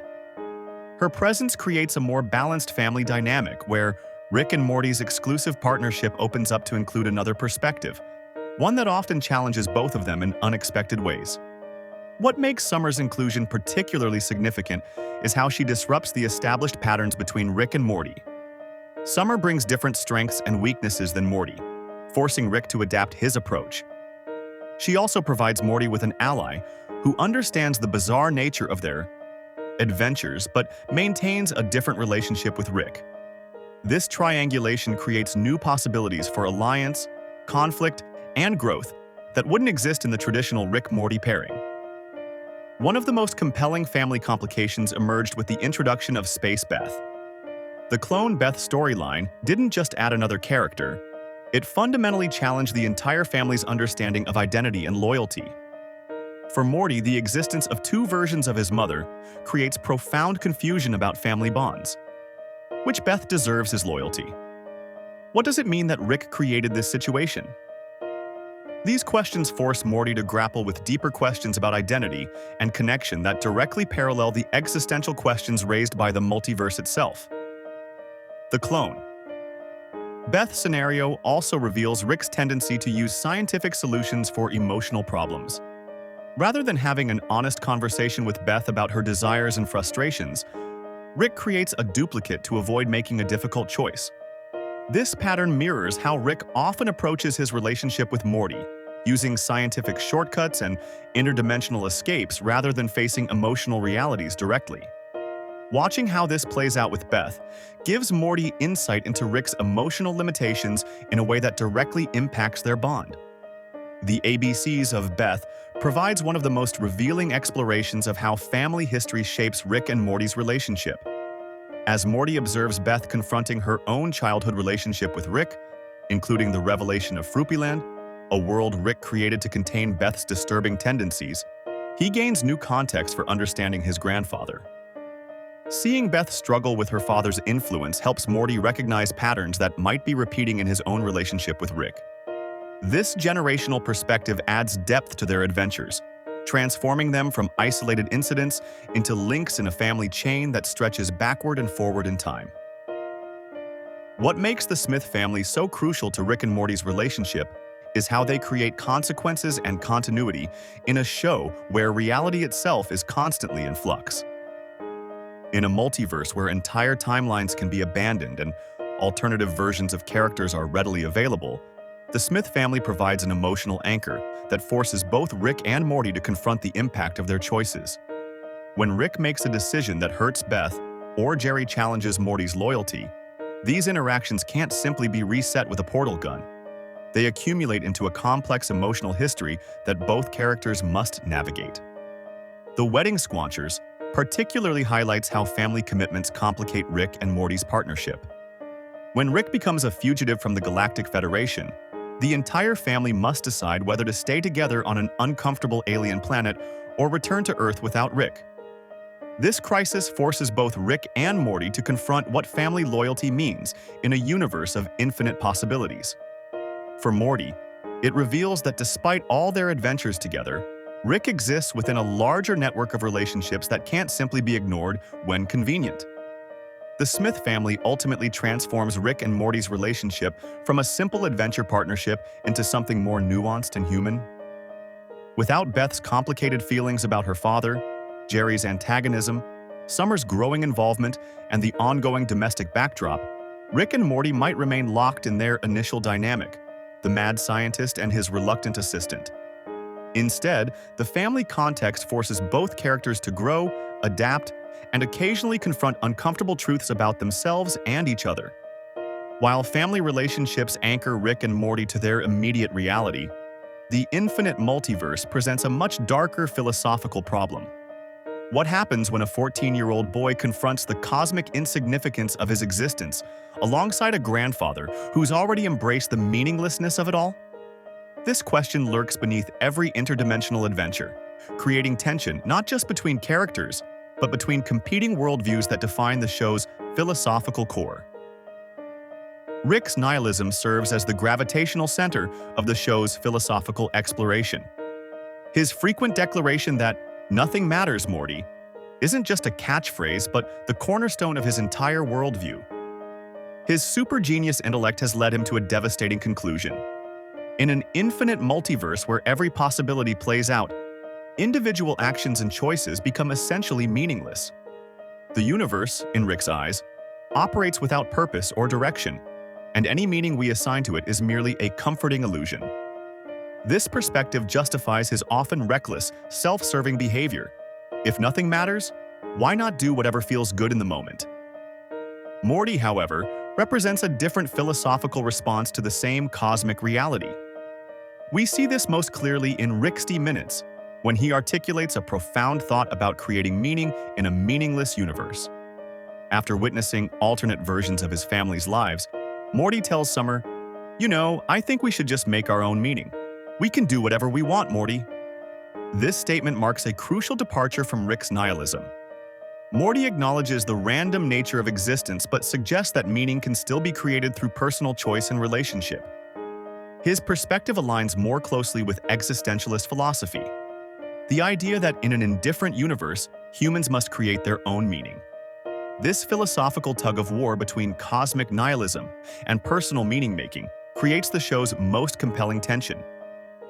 Rick's scientific genius allows him to see the full scope of universal chaos, while Morty's emotional intelligence keeps him grounded in human connection despite this cosmic awareness. We're essentially watching a clash between a character who has abandoned meaning and another who insists on finding it anyway. The concept of determinism versus free will forms another fascinating layer in the show's philosophical exploration. Rick's scientific understanding of the multiverse suggests that free will might be an illusion. After all, if every possible choice creates a branching reality, are any choices truly meaningful? In many episodes, Rick's decisions lead to unintended consequences that force both him and Morty to confront whether they truly have agency or are simply playing out predetermined roles in a cosmic drama. The characters constantly navigate their choices within the chaotic multiverse, questioning whether their decisions matter when infinite other versions of themselves are making different choices simultaneously. Absurdism runs throughout the series as characters routinely confront the random nature of existence while still seeking meaning in their relationships.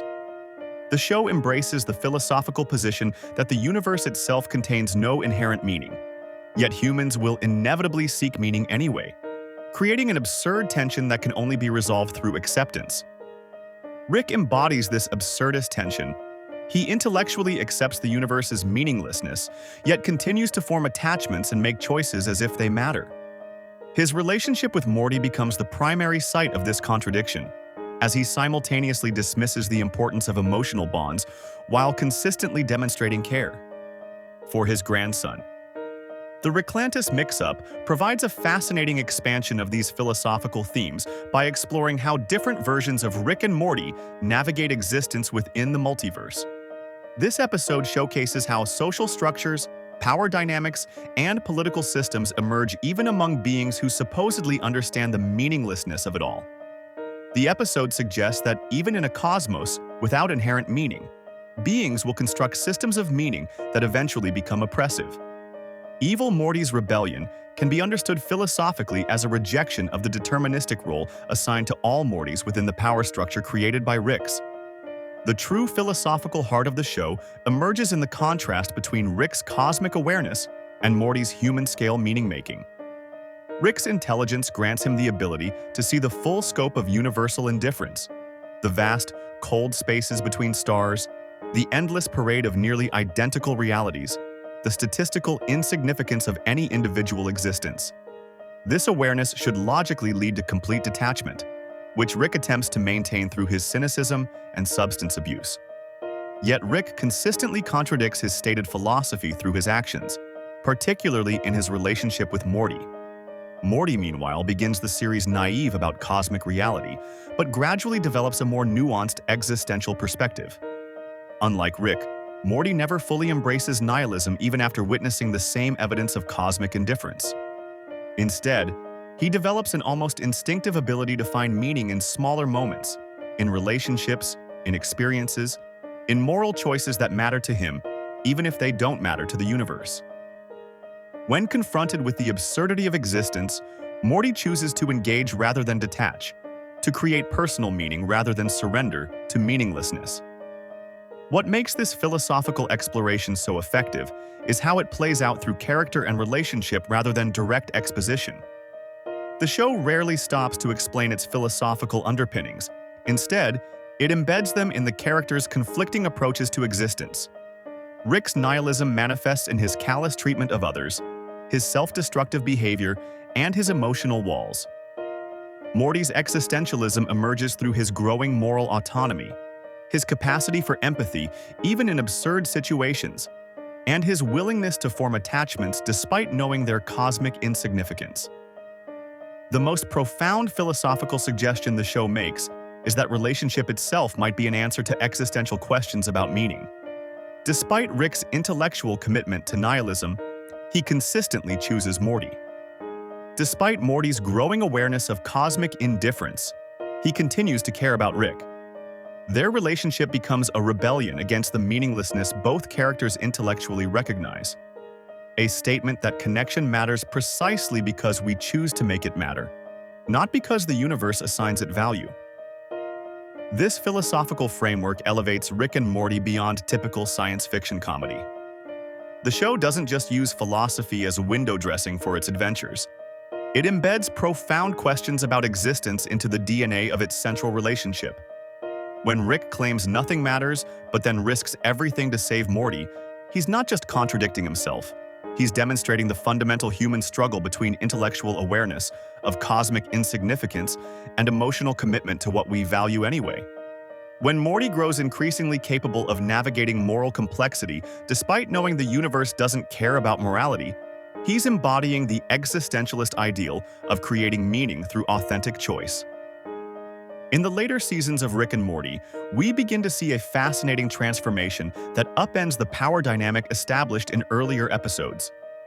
What started as Rick dragging a terrified Morty across dimensions evolves into something neither character could have anticipated: a genuine partnership where Morty holds his own against the self-proclaimed smartest man in the universe. Seasons 4 through 6 showcase this shift in stark relief. The episode Edge of Tomorty, Rick Die, Rick Pete marks a critical turning point. With Rick temporarily dead, Morty doesn't collapse into helplessness. Instead, he seizes the opportunity to pursue his own desires, wielding advanced technology and making decisions that directly contradict Rick's guidance. When Morty discovers a death crystal that shows him a future with Jessica, he becomes obsessed with maintaining that timeline, even as Rick desperately tries to return to life. This episode demonstrates that Morty has absorbed enough knowledge to function independently, no longer requiring Rick's constant supervision to navigate the multiverse. This growing independence becomes increasingly problematic for Rick, who built his identity around being needed and in control. The power shift creates friction that manifests in episodes like the Vat of Acid episode, which serves as Rick's attempt to reassert dominance over his increasingly capable grandson. When Morty challenges Rick's Vat of Acid escape plan as stupid and unoriginal, Rick retaliates by creating a device that seemingly gives Morty the power to save and reload his life like a video game. But this apparent gift is actually an elaborate scheme to humiliate Morty and teach him not to question Rick's authority. The episode becomes a battleground where Rick tries to maintain control through manipulation, while Morty demonstrates growing competence that threatens Rick's position as the unquestioned leader. The tension between Rick's need for control and Morty's increasing independence creates a new dynamic where Rick must adapt or risk losing his grandson entirely. We see moments where Rick begins to acknowledge Morty's growth, sometimes even deferring to his judgment. This represents a significant shift from earlier seasons where Rick would dismiss Morty's concerns without consideration. Now, Rick occasionally admits when Morty has a point or yields to his ethical perspective, revealing a growing respect that replaces the pure exploitation of their early relationship. The Season 5 finale, Rick Mirai Jack, delivers crucial context for understanding this evolution. Here, the show peels back layers of Rick's past, revealing deeply emotional stakes that have always been lurking beneath his cynical exterior. This episode connects Rick's relationship with Morty to his core motivations and traumas, suggesting that Morty's growth isn't just an inconvenience for Rick, it's essential to his character development. The episode emphasizes that Rick and Morty's partnership has significance beyond their adventures, touching on themes of redemption and healing that Rick would never openly acknowledge. The introduction of Rick Prime adds another dimension to their evolving dynamic. As Morty's biological Rick, Rick Prime represents a shadow version of what their relationship could have been, purely exploitative with no emotional attachment. This creates a contrast that highlights how far our Rick has come in developing a genuine bond with Morty. It also complicates their relationship moving forward. as Rick's quest for vengeance against Rick Prime becomes entangled with his commitment to Morty. This storyline forces both characters to confront uncomfortable truths about their partnership and what they mean to each other beyond mere convenience. Unmortricken represents a culmination of Rick's character journey as he grapples with his past and the implications of his actions. Throughout this episode, we see Rick confronting aspects of himself he'd rather ignore, while Morty takes on a more central role in their adventures. Morty's moral compass becomes increasingly important, challenging Rick's decisions and pushing him toward growth he would otherwise avoid. The episode illustrates how their relationship has evolved from a one-sided dynamic, where Rick gives orders and Morty follows, to a more balanced exchange where Morty's perspective genuinely influences Rick's choices. This evolution becomes particularly evident in their dialogue. In Rick Mirai Jack, Morty expresses frustration with Rick's reckless behavior, saying, "I'm tired of your crap. You keep dragging us into dangerous situations and never taking responsibility." This kind of direct confrontation would have been unthinkable in early seasons, where Morty's objections were timid and easily dismissed. Now, his criticisms carry weight, forcing Rick to actually listen rather than simply override him. What makes this transformation compelling is how gradual and earned it feels. Morty doesn't suddenly become Rick's equal through a single episode or event. Instead, his growth occurs through countless experiences across dimensions, each one building his confidence and capability incrementally. By accumulating knowledge about portal technology, alien species, and interdimensional politics, Morty gradually closes the gap between himself and Rick. He's still not the genius Rick is, but he's no longer the helpless sidekick who needs constant protection and guidance. Rick's response to this evolution reveals deeper aspects of his character. His initial resistance gives way to reluctant acceptance, and eventually a degree of pride, though he'd never admit it outright. When Morty successfully navigates challenges that would have overwhelmed him in earlier seasons, Rick's dismissive insults carry less bite and occasionally mask what appears to be genuine approval. The moments where Rick acknowledges Morty's competence become increasingly common, suggesting that beneath his resistance to change, Rick recognizes and values Morty's growth. This shift toward partnership doesn't mean their relationship becomes entirely harmonious. The power struggle continues, but it transforms from Rick's total dominance to a more complex negotiation where both characters have agency. Their arguments evolve from Rick simply imposing his will to actual debates where Morty can hold his ground. This creates a more interesting dynamic, where neither character can take the other for granted, forcing both to adapt and compromise in ways that drive their development. By seasons 5 and 6, we see instances where Rick and Morty function as a genuine team, combining Rick's genius with Morty's growing competence and ethical perspective. They begin to complement each other's strengths and compensate for each other's weaknesses, creating a partnership that's more effective than either could be alone. Rick's scientific brilliance paired with Morty's emotional intelligence and practical approach to problems makes them formidable in ways that weren't possible when Morty was merely Rick's reluctant assistant. As their relationship evolved on screen, something equally remarkable was happening behind the microphone.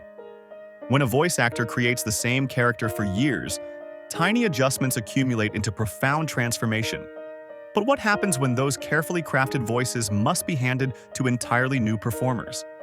The vocal journey of Rick and Morty might be the most underappreciated aspect of their character development.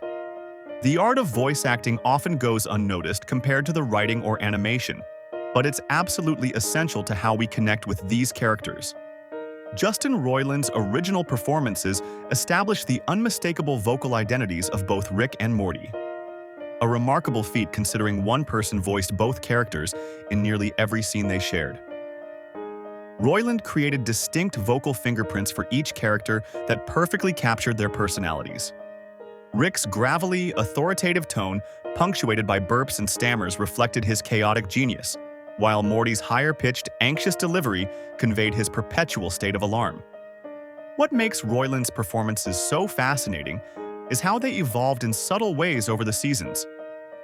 Rick's voice in the early episodes was consistently brash and domineering, the vocal equivalent of someone who always takes up too much space in a room. The burps and stutters weren't just comedic devices. They reinforced Rick's disregard for social norms and his dominance over conversations. Meanwhile, Morty's voice began as almost painfully hesitant, with a nervous stammer that made even his simplest statements sound like questions. The vocal contrast perfectly established their early power dynamic. But as the series progressed, we started to hear fascinating shifts in these vocal performances. In emotional scenes, Roiland would subtly soften Rick's normally harsh delivery, stripping away the performative elements like the exaggerated burps and allowing vulnerability to seep through. These moments were particularly powerful because they contrasted so sharply with Rick's typical vocal pattern. When Rick dropped his vocal defenses, we instinctively recognized something important was happening beneath the surface. Similarly, Morty's voice underwent a gradual transformation that paralleled his character growth. As Morty gained confidence through his adventures, his voice became noticeably more assertive. The constant questioning tone gave way to more definitive statements. His stammering decreased except in moments of extreme stress. By the later seasons, Morty's vocal delivery had evolved to match his increased capability and independence. He still sounded like Morty, but a Morty who had grown significantly from where he started. These vocal evolutions weren't just artistic choices. They were crucial storytelling tools that reinforced the character development happening in the scripts. The voice performances made the emotional growth tangible in a way that dialogue alone couldn't achieve. We could hear the relationship changing even when it wasn't explicitly addressed in the story. Then came one of the most significant challenges the show has faced: the transition to new voice actors in Season 7. When it was announced that Justin Roiland would no longer be voicing the characters, many fans were understandably concerned. After all, how could anyone possibly replicate voices that had become so iconic and nuanced over 6 seasons? The recasting presented an extraordinary challenge. The new actors would need to capture the essence of the characters while also honoring how they had evolved over time. The casting process for finding the new voices was incredibly rigorous. As showrunner Scott Marder explained, "We brought those guys back in with a wave of people a ton of times and made them go through a bunch of sides and do all scenes in a way we wouldn't even do normally, just to see what their stamina was and if they could stay in voice." This intensive approach makes sense when you consider just how crucial these performances are to the show's identity. Ian Cardoni, Rick, and Harry Belden, Morty, weren't just being asked to do impressions. They needed to embody characters who had undergone significant emotional journeys. What's particularly interesting about the transition is how it coincided with a point in the series where Rick and Morty's relationship had already evolved considerably. The new voice actors weren't trying to capture the Season 1 versions of these characters. They were stepping into roles that had already transformed significantly. Cardoni had to capture not just Rick's bombastic moments, but also his moments of vulnerability, while Belden needed to portray a Morty who had grown from a terrified sidekick into a more confident, capable character. Critics noted that both actors improved as the season progressed, particularly in episodes where they weren't simply dubbing over Roiland's established patterns, but were allowed to bring their own interpretations to emotional and comedic scenes. The characters sounded most authentic when the new actors weren't just mimicking the past, but building on it, much like how the characters themselves had evolved beyond their original dynamic. Fans' reactions to the voice transition revealed something fascinating about how we connect with animated characters. While many viewers initially expressed skepticism, a significant number reported becoming more accepting as they witnessed the new performances, especially in emotionally resonant scenes. What became clear was that fans weren't just attached to specific vocal tics or patterns. They were connected to the characters' emotional journeys. When Cardoni and Belden captured the emotional truth of Rick and Morty's relationship, the specific details of their impressions became less important. Cardoni's approach to Rick has been particularly praised for finding the balance between the character's comedic elements and his deeper emotional struggles. His performance honors the growth we've seen in Rick over the seasons.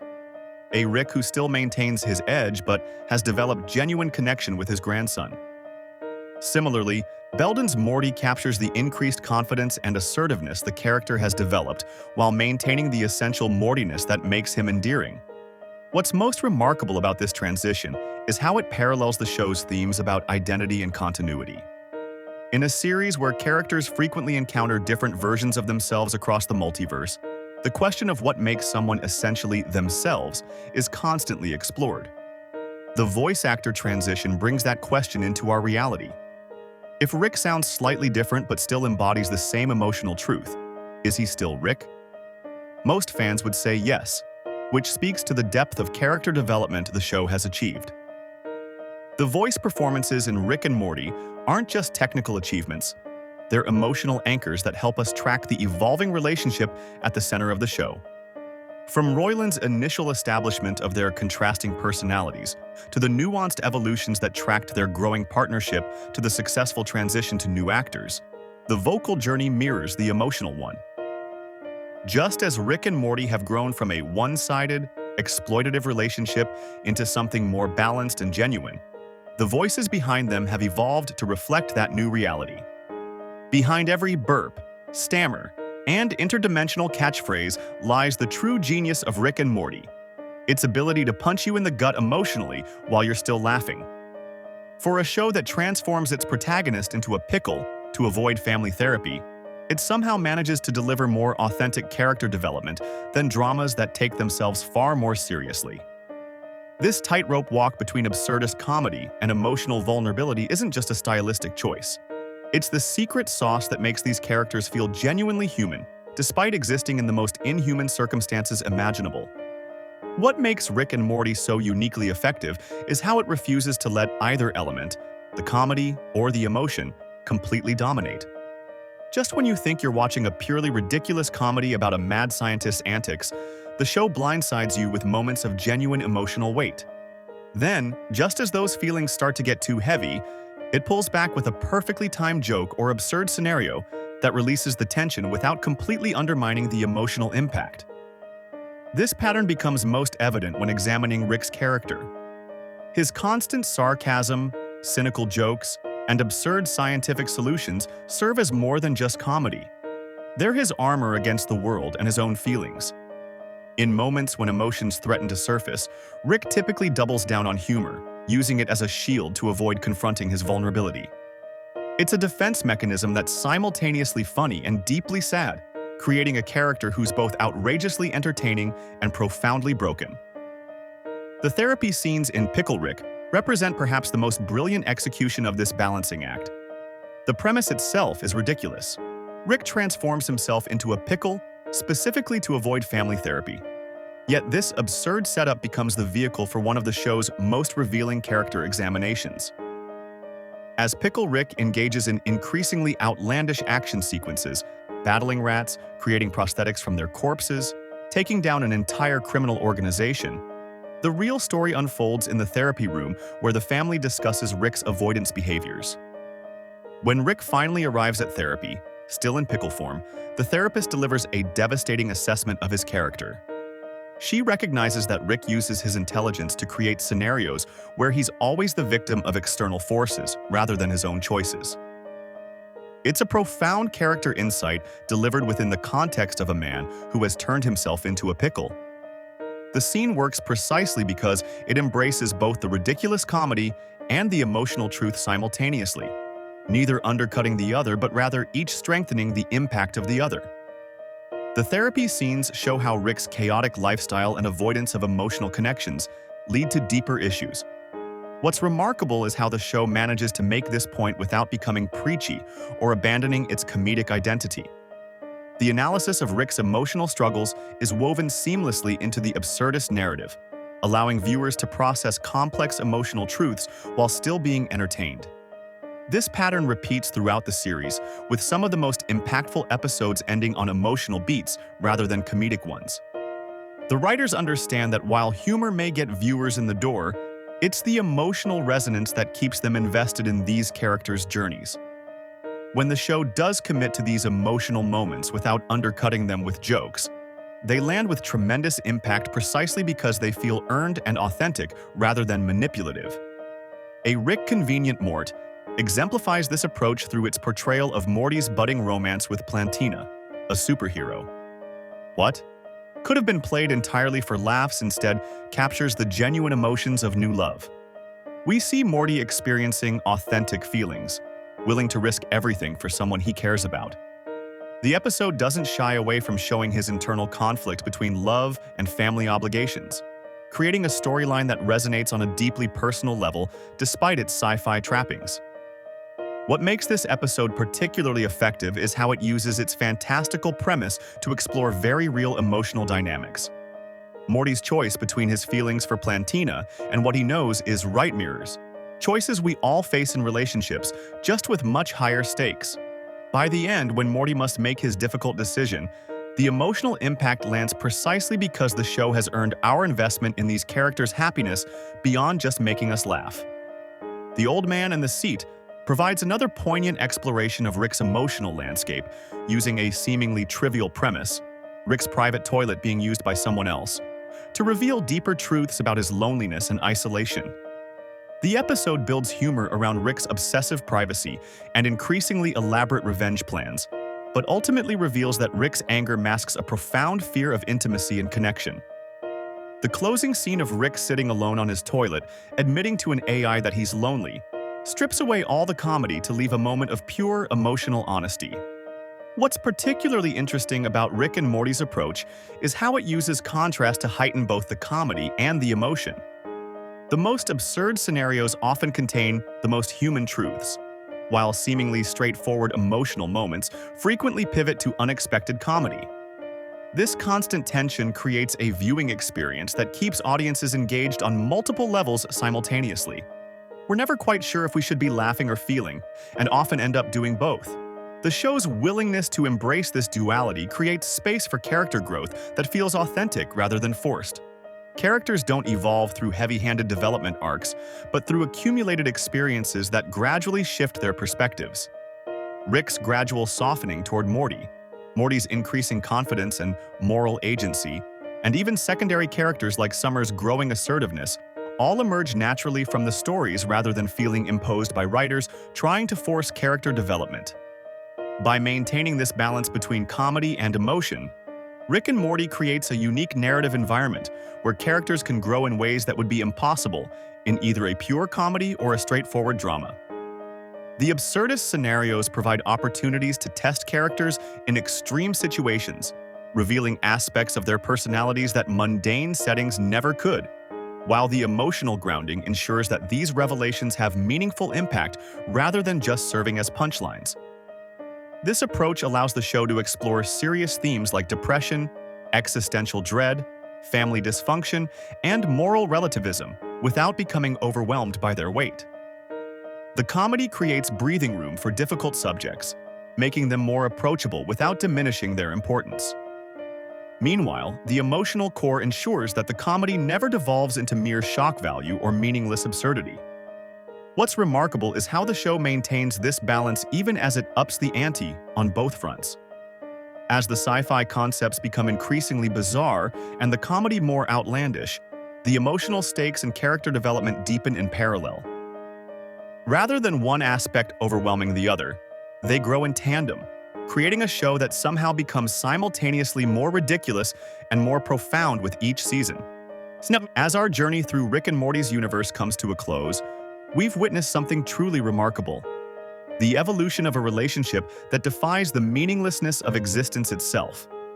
What began as Rick simply exploiting Morty has transformed into something genuinely meaningful, a partnership where both characters find purpose in each other despite the cosmic chaos surrounding them.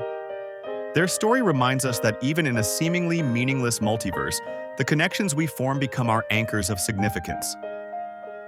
Rick's gradual acceptance of his relationship with Morty speaks to something deeper in all of us: our need for connection amidst life's uncertainties. Through all their interdimensional mishaps and adventures, we've seen how their bond has become the emotional core of the show. As you drift off to sleep tonight, perhaps there's comfort in knowing that even the most cynical super genius in the multiverse eventually discovered that relationships are what give our chaotic lives meaning.